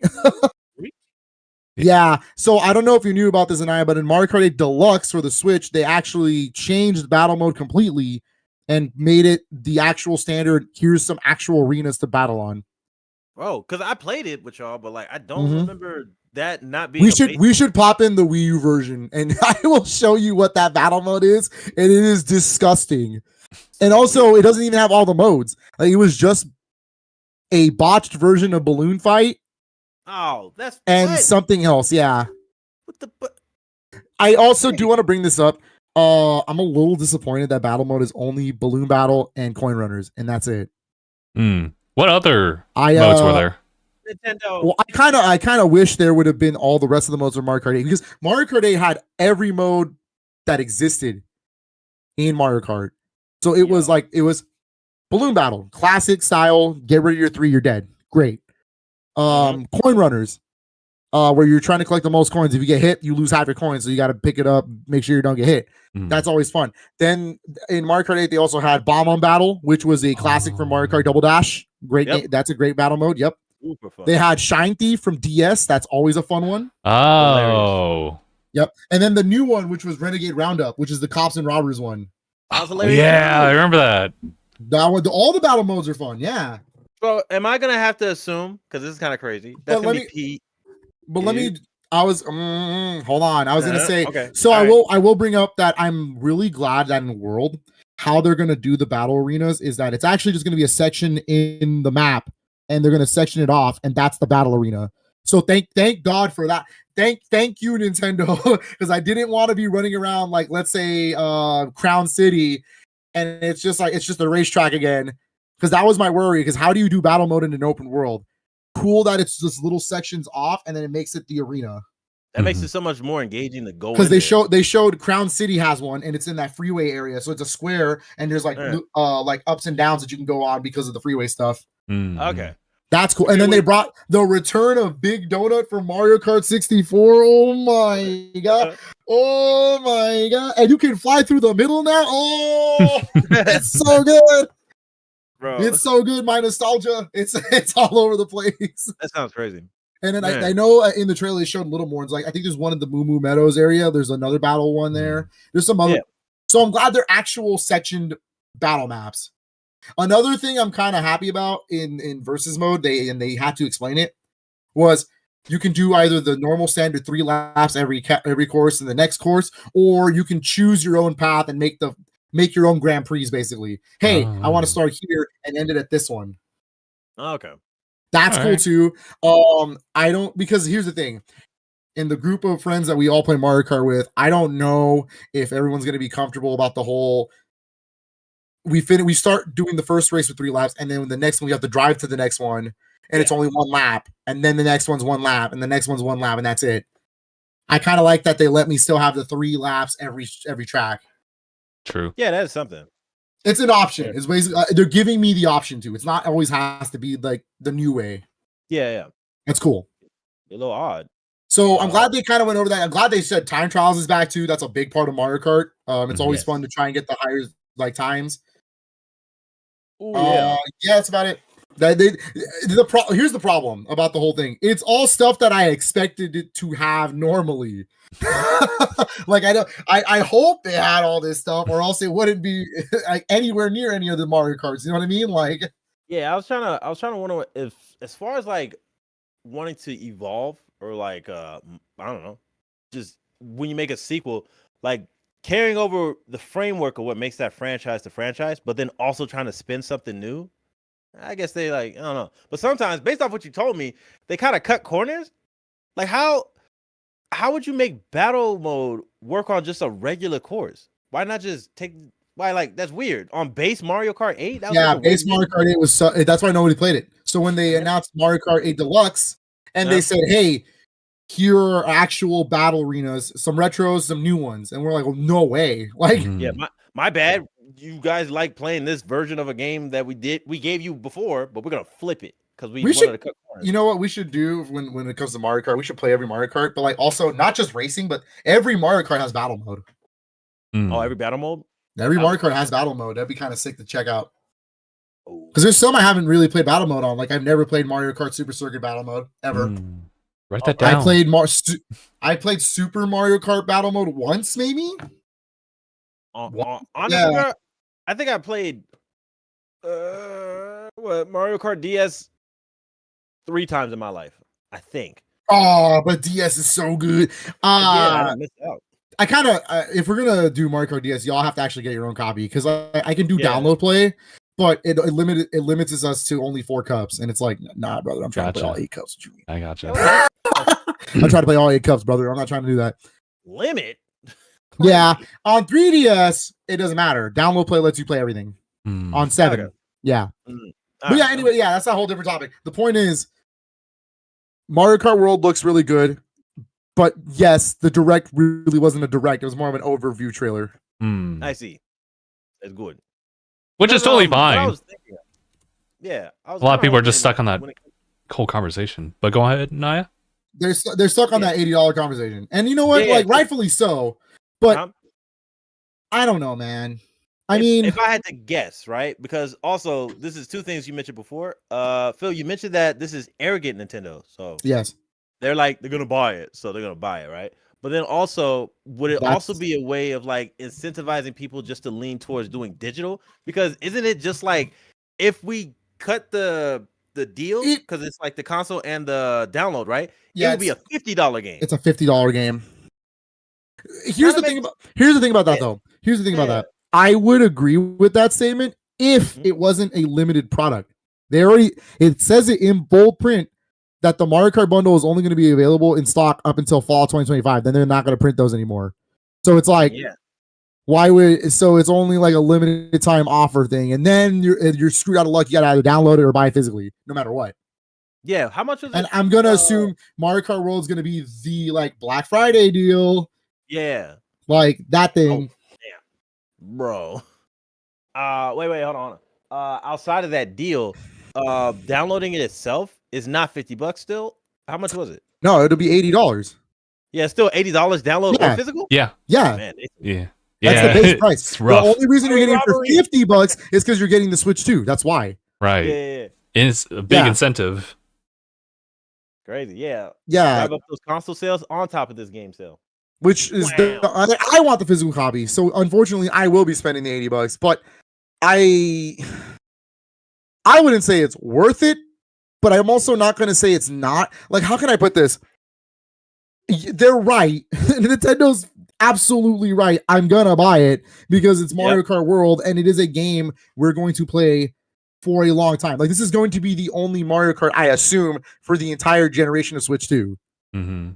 You have to understand it that way. And if you look at it that way, then I guess technically for years I'll be playing Mario Kart World with maybe some add-ons here and there later. So I see why they want to price it at $80. It's really the sticker shock. I think that's the problem. It's like I don't think anybody was expecting Nintendo to be the one that goes $80 for a retail game. Yeah, a base game, I should say. Because Yeah, I was going it's to, not- I was kind of reasoning it out because, like, if they were going to talk about like free updates and everything like that. Now, granted, Phil, you were saying that like wouldn't one really like that because it'd not be complete like later on. I get that part, but also the fact is that there are games that just get DLC like later on in life, and that gets priced up. And I think one of the more infamous, not infamous, but like one of the famous games that kind of does that, and it's a pretty high sticker for like just DLC. It's Monster Hunter. And if I, and it's one of those things where like, you know, back in like Monster Hunter Rise, that was $60 like when it came out, so I bought that. But then, you know, later on there would be a $40 like DLC package, and I bought that too. But if it was all like shown up like in front of me, that's $100. I'd be like, oh my god. Whereas like if you just like kind of lay it out throughout time, then it's less of a shock. Splatoon is guilty of it as well. I mean, it's a $60 retail game, like at full price. Well, what was full price for Switch? And what do you get? Like 6 maps out the get go. Then you gotta wait until the update with new maps here and there. Yeah, I was kind of Like thinking about that. Splatoon's always been a live service game. Because when it comes to a game getting DLC, and then we're having a game at like $80 retail, right? Does it necessarily have to be considered incomplete if you get free DLC? Has there never been a game that gave you DLC that felt like you're getting more of an expansion, but like they just didn't put a price on it? Has that never happened before? No. So yeah. So here's the thing: Splatoon, in the defense of Splatoon 2 and 3, you are getting a complete experience. You're getting a good amount of multiplayer content, a okay amount of multiplayer content. Let me rephrase that, and then a big single player content, and you're still getting their version of zombies, right? The salmon run. Yeah. So like in that regard, yeah. You know, you buy Splatoon, you're gonna expect new content eventually. Yeah, I'm just wondering, like, where we and it's worth it, right? But like, I don't know. I guess there's like things like Suicide Squad. Oh, right. Bro, Kill the Justice League, where it's like, hey, it's a $70 game, but we're still putting a battle pass in it. Still gotta buy a battle pass. Well, okay, man. I don't know what's wrong with them. I want to make that game. Marathon is doing that. Who? If you want to get into that. Live service games kind of thrive on those battle passes. Yeah, Marathon is putting a battle pass, and mind you, I think they're only going to charge $40 for it. Like, to be fair, but still, they're charging money for that game. It's not a free to play game. What the heck is a Marathon? Marathon's that new Bungie game. Man, they keep that to themselves. Well, let me rephrase that. It's the classic IP that Bungie owns that they're gonna butcher. Sorry, not sorry.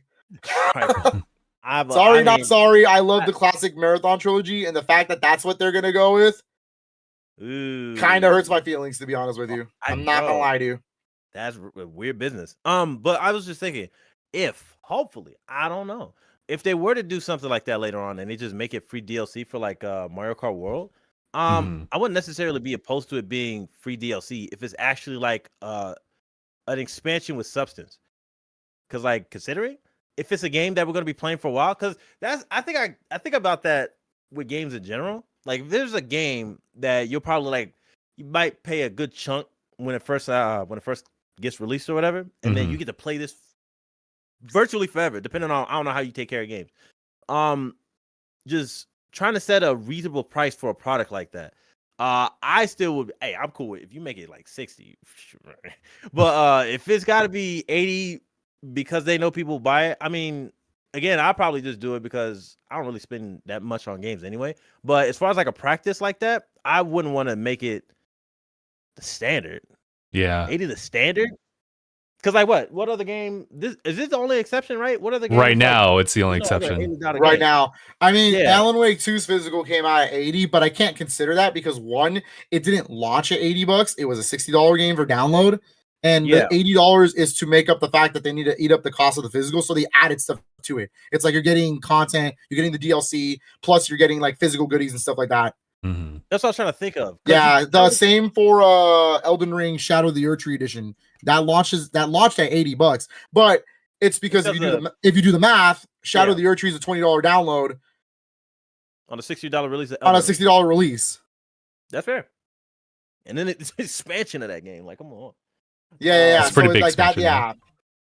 So in that's that all- regard, that doesn't make any sense. No, the problem is Mario Kart 8 is a full new retail game Yeah, right off at the bat. $80 Yeah. launch. Yeah. No additional Yeah, Mario stuff Kart whatsoever. World. Yeah. But that's what I was thinking. Like, wouldn't it just be cool if I look? This is super charitable. This is super Super optimistic. charitable. Okay. They probably won't.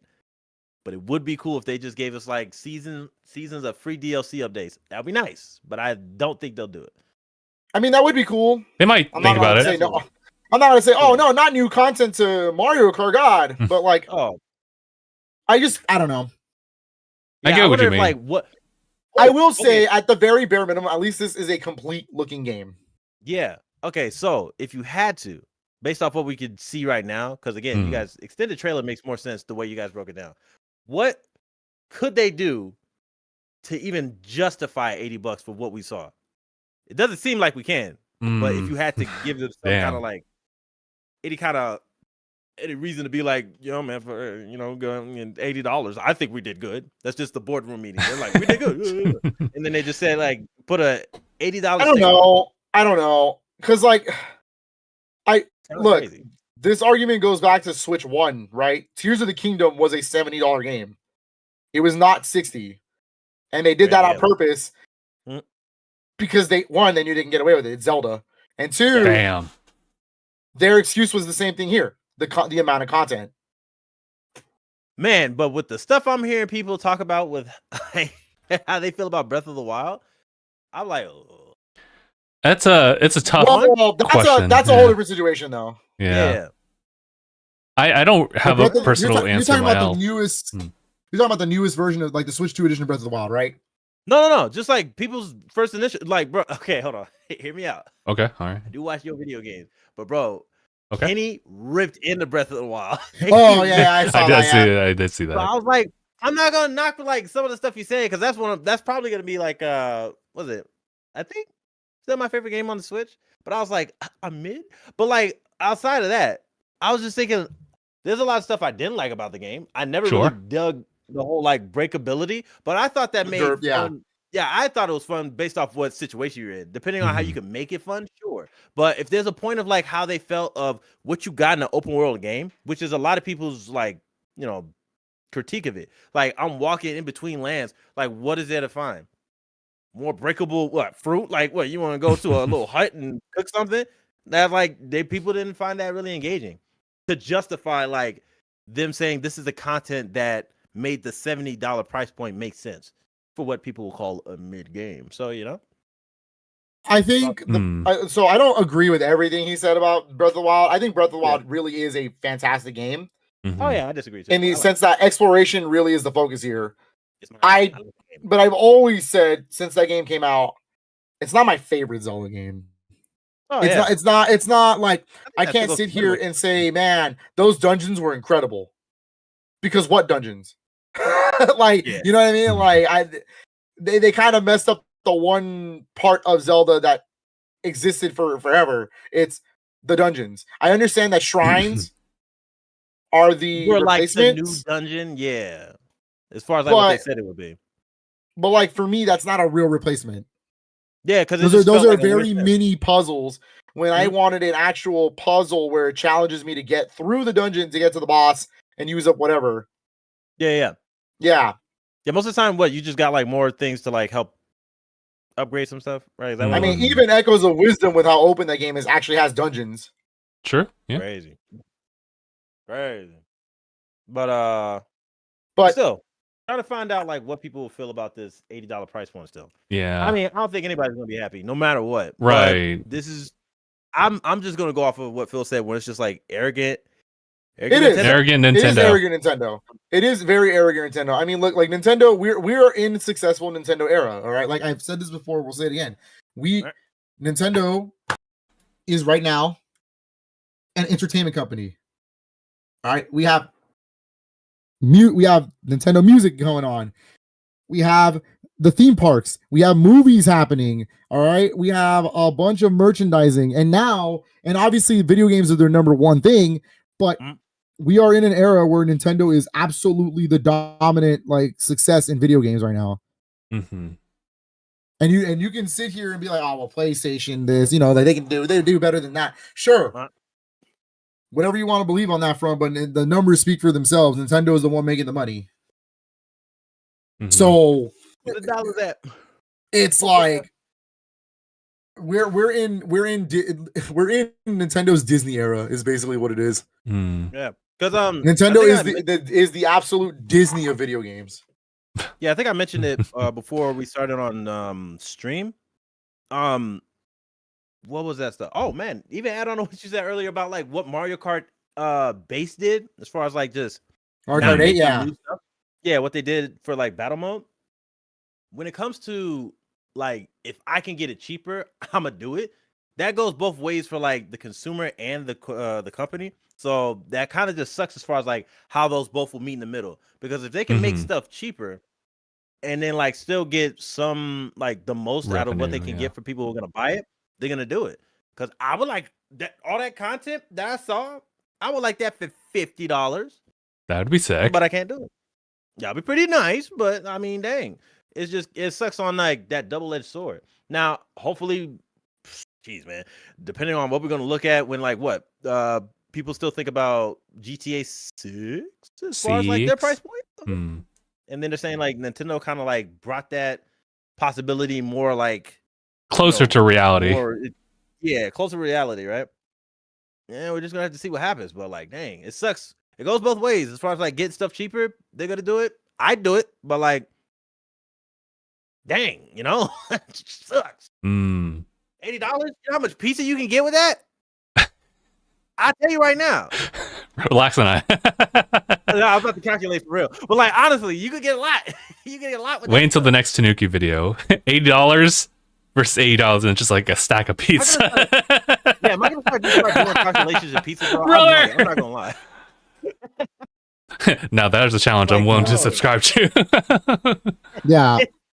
And like the thing is, I'm not even upset about like it's really the software that's like the biggest sticker shock because okay, console, right? We've already kind of established this. I think 450 is fair. I think 450 for the console itself is a fair price, considering they're talking 4K, they're talking 120 frames per second. I don't think everybody was expecting this to be the upgrade that they're actually touting it to be. We were expecting, because this is Nintendo, mind you, so obviously our expectations were like let's not say low, but I'm not gonna lie. No, I'm gonna say it's low. Yeah, a 4K upgrade and then like 120 on certain games that are willing to like work with that. I didn't know that was gonna be a possibility. Yeah, like I was expecting the bare minimum from them. The bare is what I'm trying to say. Yeah, but we got a ton of upgrades. So and 450 is still technically competitive against PlayStation and Xbox because it's still $50 less than their competitors. Yeah. So in that regard, fine. Yeah, honestly, I had no problem. I think fine. How much did I pay for? But I will say, the games being $80 is kind of crazy. Yeah. And it's weird how they do that, right? Because like, who's to say I won't think Donkey Kong Bonanza was worth the 80 more than Mario Kart? Yeah. There's that kind of sucks. When it comes to that subjectivity, yeah. I was going to say, to kind of go back to that question, I think it's really difficult to like judge like the value of a game like from each individual customer's perspective versus like the game developer, the company, and the publisher, because the publishers have that control about like how like a game is going to be priced. And for each individual person, like a game could be like $20, it could be like $40, 60. And I think that was kind of the idea like behind the standardized pricing like back then, where, you know, for a while like Nintendo was also leading that charge with like $80, $90 for like Mortal Kombat.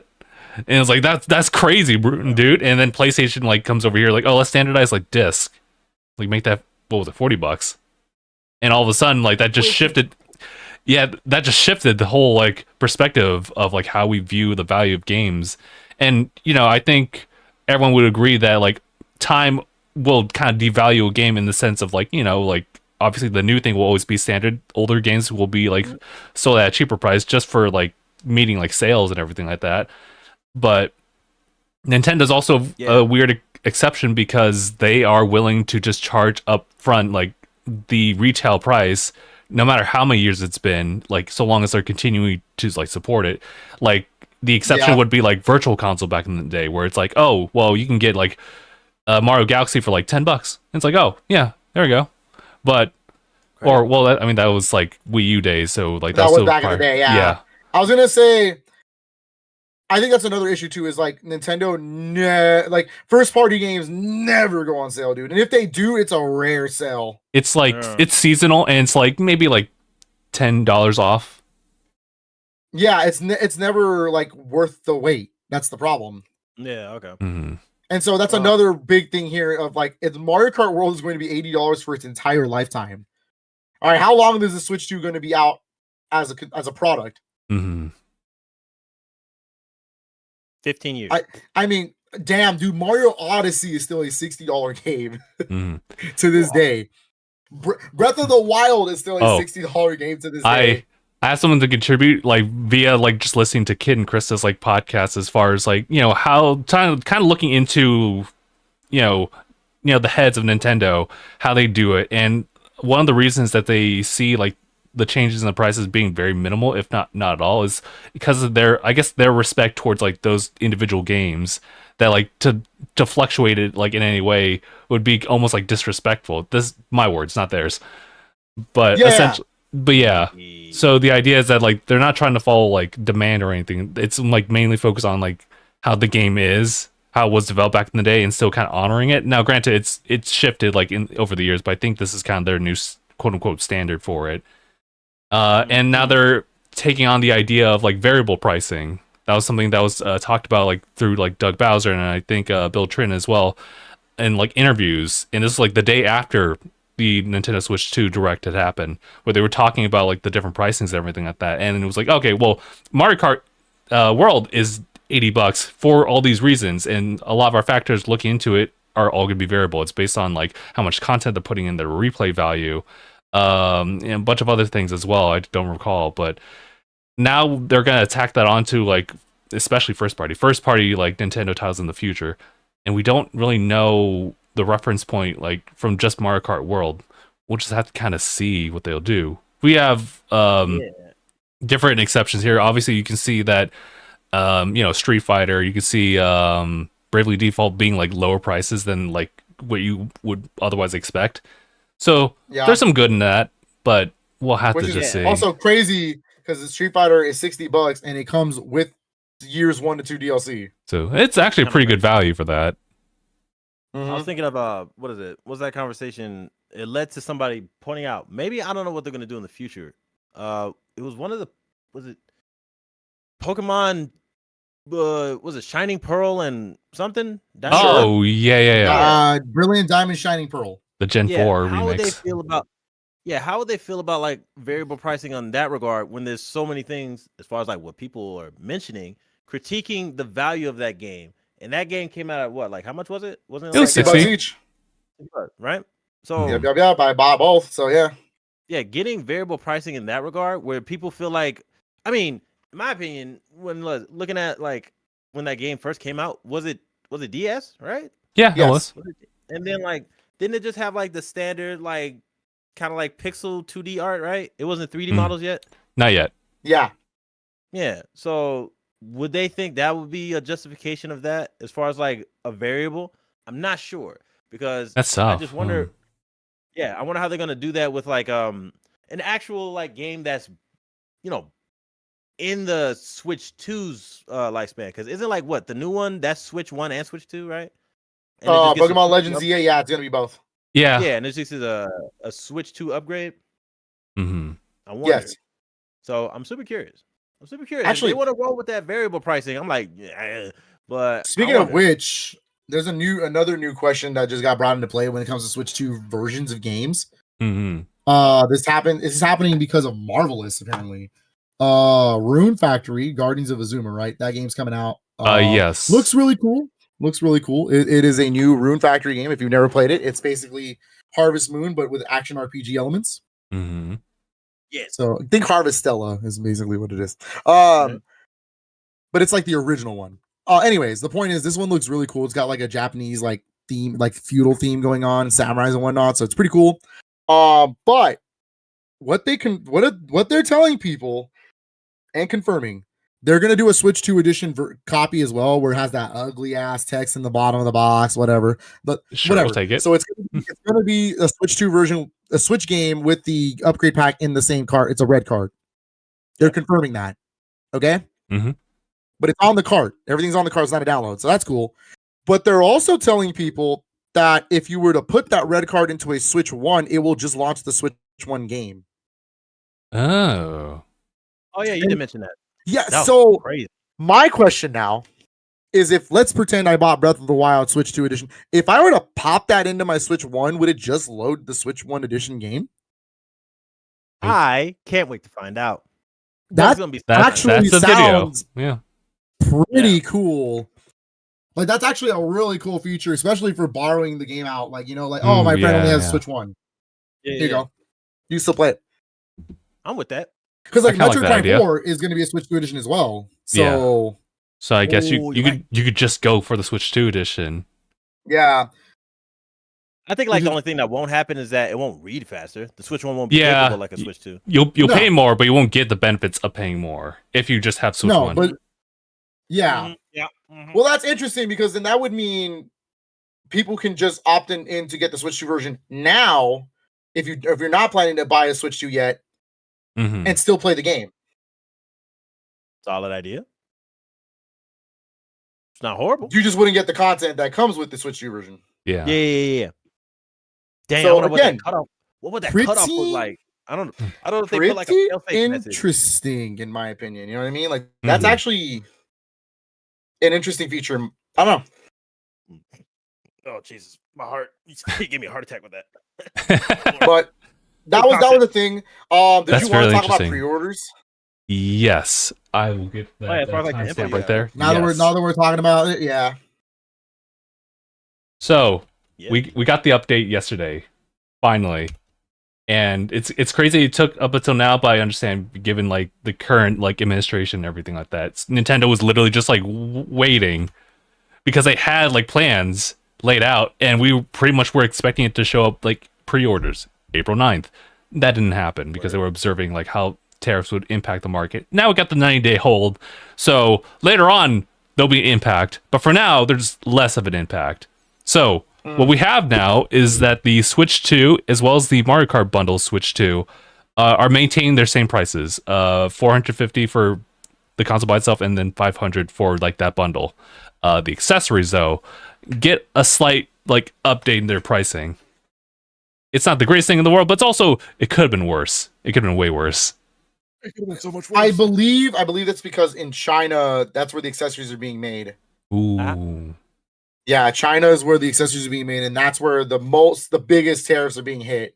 Mm-hmm. So Vietnam and Cambodia are where they're making the consoles. So I'm assuming they're just going to eat the cost now and make up the money with the accessories and software. Gotcha. Boy. Now, Because that's really where the money maker is, right? You Yeah, can sell yeah. the console at a loss. PlayStation and Xbox do it all the time.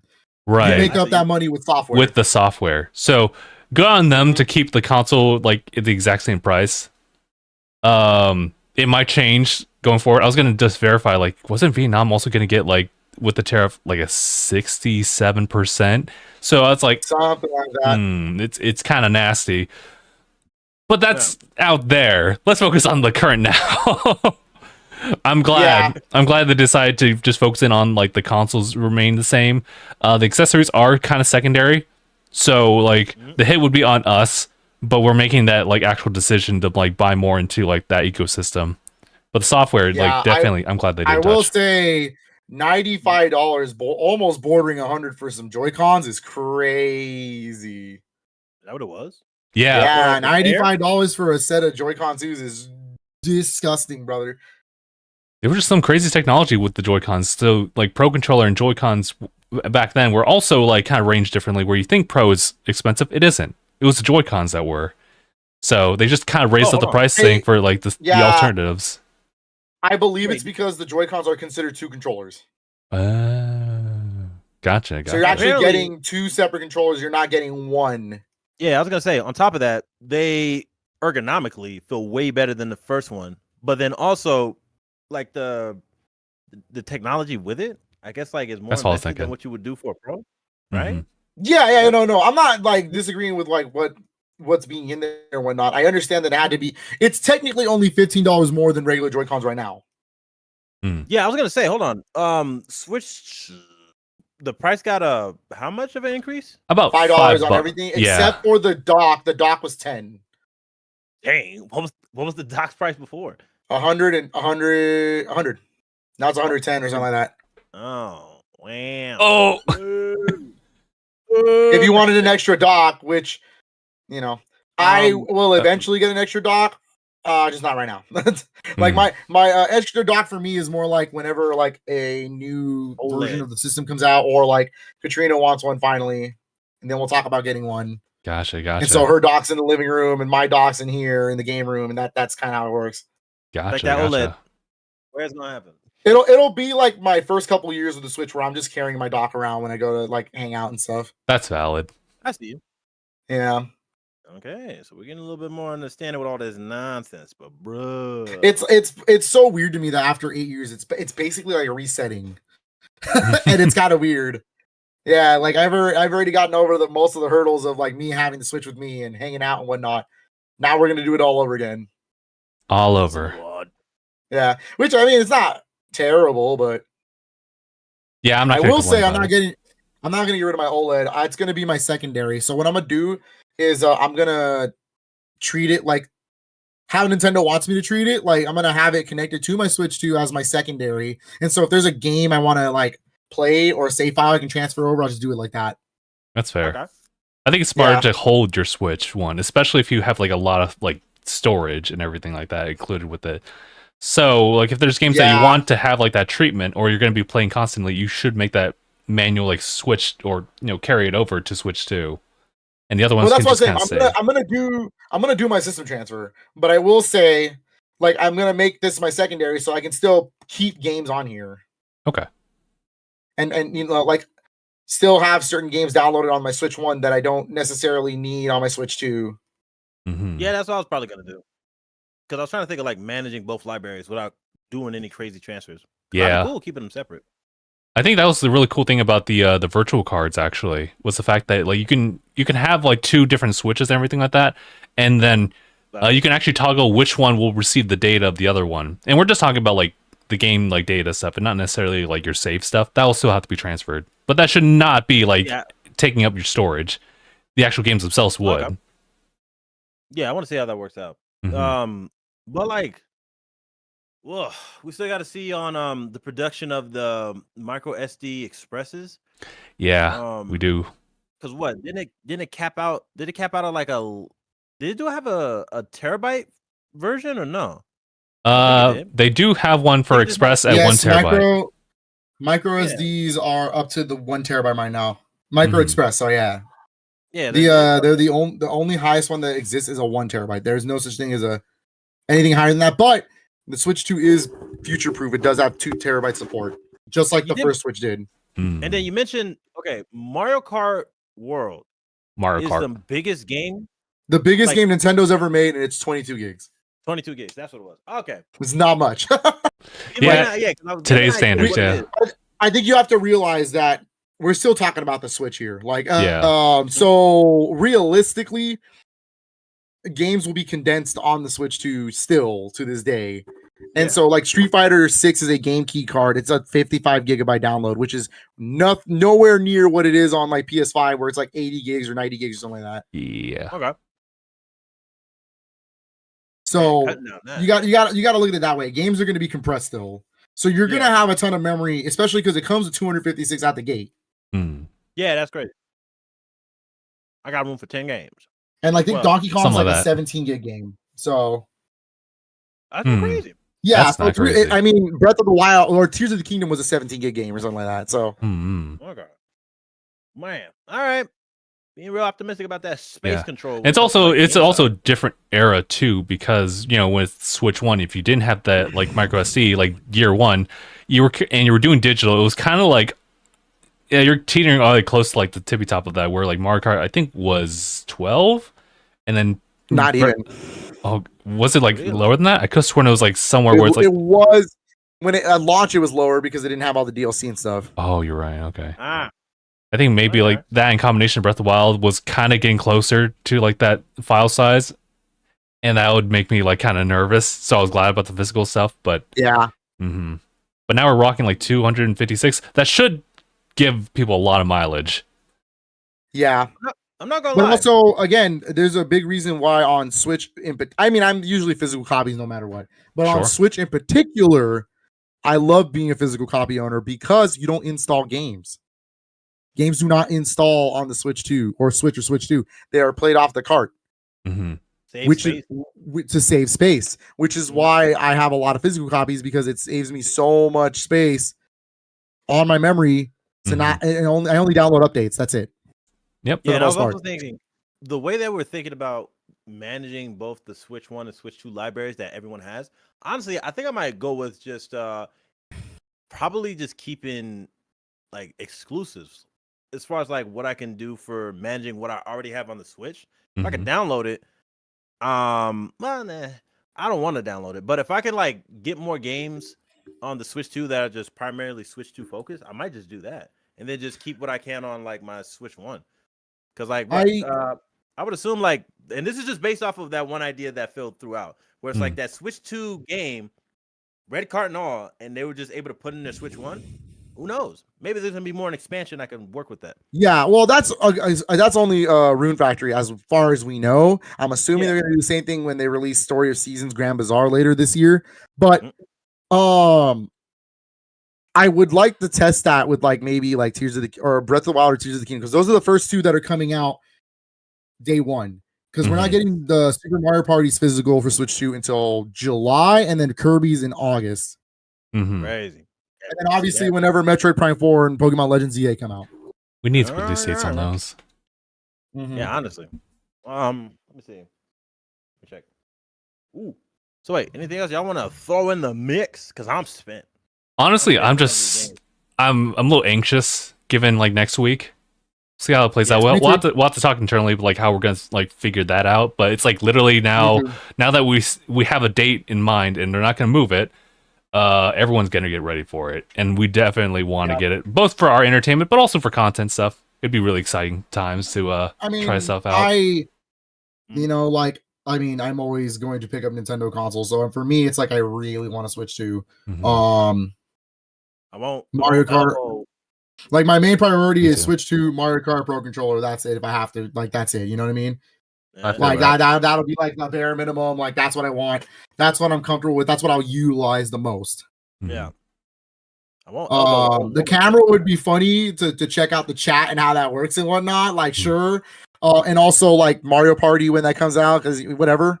But like that's not a main priority, right? Like I really want the console Mario Kart Pro Controller. Solid work. Yeah.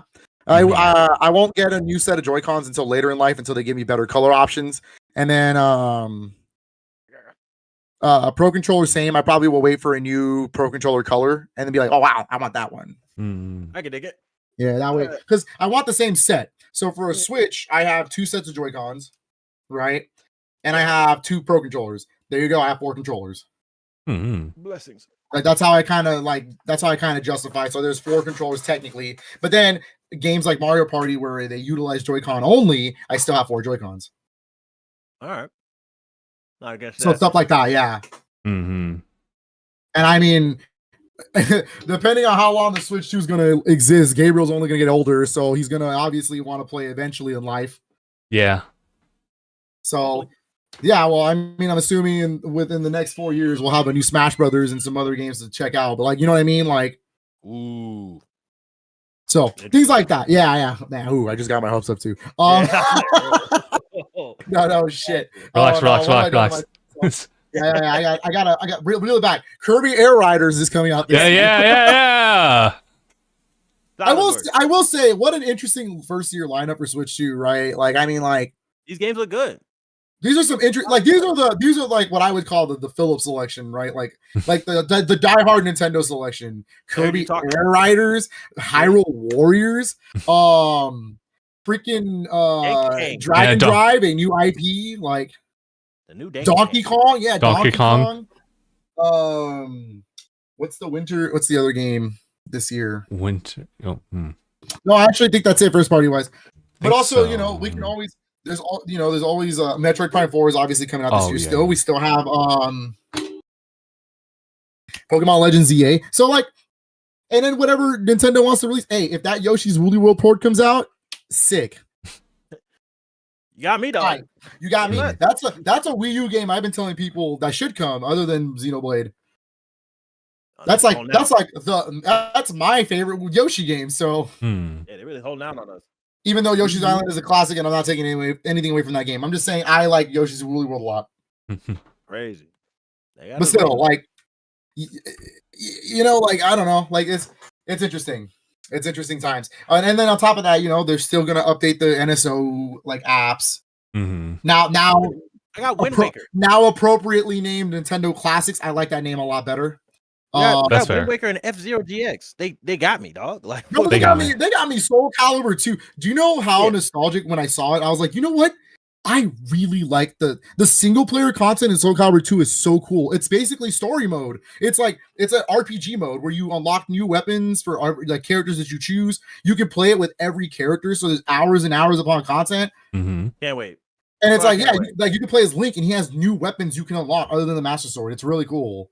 Yeah, bro, that's like, dude, I forgot how good the Soul Edge mode, the Master Blade mode, I forgot what it's called, but it's such a good mode. So there's that. F-Zero GX is gonna kick your ass if you try to unlock everything 100%. But hey, I'm willing to do that as a challenge. Well, because the F-Zero GX has the arcade stuff in it too, the AX stuff. It is built into the game. You just have to unlock it, and it's a complete bitch to unlock that is one of the hardest games in the world to unlock everything 100%.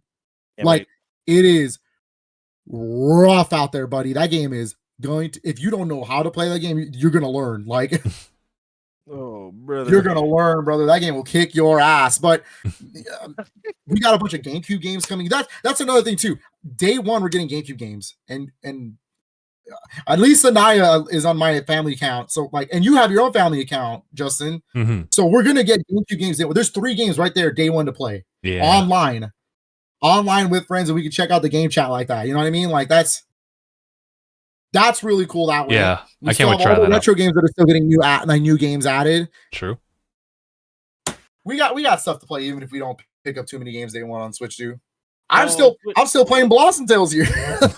So Switch 1 verdict. Oh no, Switch 2 verdict. As far as like what we got, I as far as what's happening, like on the pre-order side.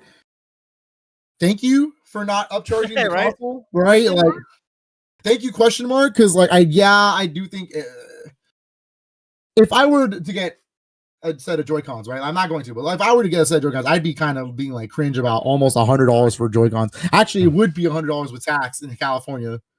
Man, yeah, you're right. You're right. These people like. You go to the register and you're like, oh my god. Oh, yeah, dude. Oh my god. But in terms of like the Pro Controller, $85. I mean, it's rough, but if you have to commit. Yeah. But I want to see a little bit more of the lineup. I want to see developers do a lot more with the hardware, because I don't know if you know about Split Fiction, what they just announced. Crazy thing, by the way. So Split Fiction's gonna support Game Share on Switch 2. Oh yeah. Oh, so one person. Yeah, so it's like download play. So you don't even have to have the friend pass. You can just game share the screen to someone else and play. Oh, but what I didn't know is Split Fiction can do that with a Switch 1. Oh, you can literally game share it to a Switch 1 and not just Switch 2.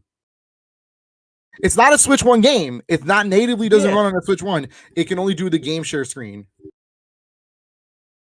Crazy. That sounds interesting. That's so wild. That's so wild to me. I can't wait to see other people pull some stunts with that. The game share might be a cool little. It's the return of the DS download play. That's all it is. Man. Dang. No, that's a pretty cool feature. Like I want to see.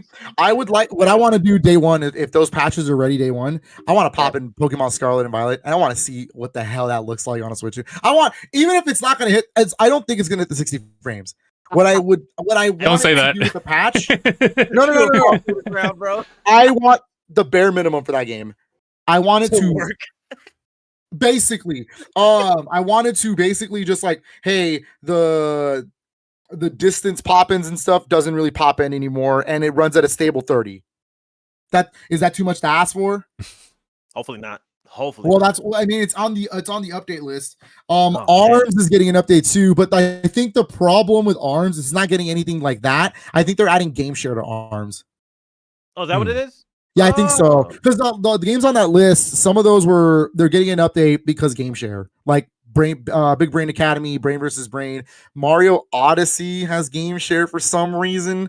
New Super Mario Brothers U, that makes sense. That's a cool game to get game share with 4 players going. That's fair. Mario 3D World is also another cool game to get 4 players going on that. I'm kind of surprised Mario Wonder doesn't have that, but I guess it's because it's new and they want people to buy it. What's the other one that's getting one? Clubhouse Games is the game that should benefit the most from game share. Wow. Man, I can't wait to see what they're going to come up with. That's kind of crazy. But ARMS is getting an update, so I'm assuming it's what it's for, right? Like that's what I think it is. They haven't said anything? No, they haven't said what the updates are. They put out a list of the games and that's it, that are getting those updates. Right. Okay. Yeah, and Pokemon Scarlet and Violet are on that list. But they're not significant upgrades to where they're Switch 2 editions of games. That's how they're kind of looking at it. Yeah. There's like three tiers of updates for Switch 1 games. It's either it's a free patch that kind of helps it, right? It's like bare minimum, whatever. There's the Switch 2 edition upgrade that's just resolution and frame rates, a la Metroid and Zelda. Yeah. And then and Pokemon. And then there's the Switch 2 editions that are actual new content upgrades other than resolution and frame rates. Like actual brand new story things like Kirby and the Forgotten Land is getting basically a whole new game. Fair. Yeah, it was like that. So things like that. Okay. So I'm kind of excited to see what they do with all this. Will I get the physical copies for all the Switch 2 edition games? I don't know yet. I think I will. I'm gonna pace myself out for those. I'm gonna try to be a little more smart about just dropping that much money. I'm already picking up a goddamn Switch 2 and Mario Kart, man, and separately because I want the physical copy. So like, screw me for the $530 I'm about to drop for just that. Yeah. So I think we're gonna just like chill. Like we're gonna chill on some of those physical copies. I mean, I don't think Breath of the Wild and Tears of the Kingdom are gonna go out of stock at any time soon. It'll be there. I'll just pick it up later in life. It's all good. Yeah. It's all good. Oh. Yeah, my main focus is just like those 2 top items. That's it. I think I should put Street Fighter a little more higher on the priority list, to be honest. I want something else to kind of like test Switch 2 stuff with. Yeah. Fair. Yeah. Fair idea. And I know it's a game key card, but it is a feature of the Switch 2, so I might as well talk about it for content's sake. So maybe. Yeah. Yeah. Oh boy. Can't wait, guys. And also, I know that's a game that I know Aniyah agrees all the time. We pick up fighting games on the Switch because that's the party console. And while, yes, we use the PlayStation versions for competitive training and fighting and whatnot, obviously, let's not be dumb about it. But we play the Switch versions of fighting games because it's just fun and it's easy access and we're already playing the Switch. So we might as well just pop in the fighting game and just go. Having that mess on the go is great. That too. Also, Capcom Fighting Collection 2 is literally the month before Switch 2. So. You know what it is, baby. If Fatal Fury City of the Wolves comes to the Switch 2, expect me to buy it again. Brother. Oh, yeah.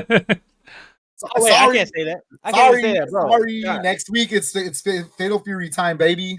Bro, I've been doing if that. I'm on the pod, I might not be on the pod next week, but the week after, if I'm on the pod again, I'm wearing the Fatal Fury hat, baby. You already know what it is. It's time. Work. I feel it. Are you okay? Hey, come on.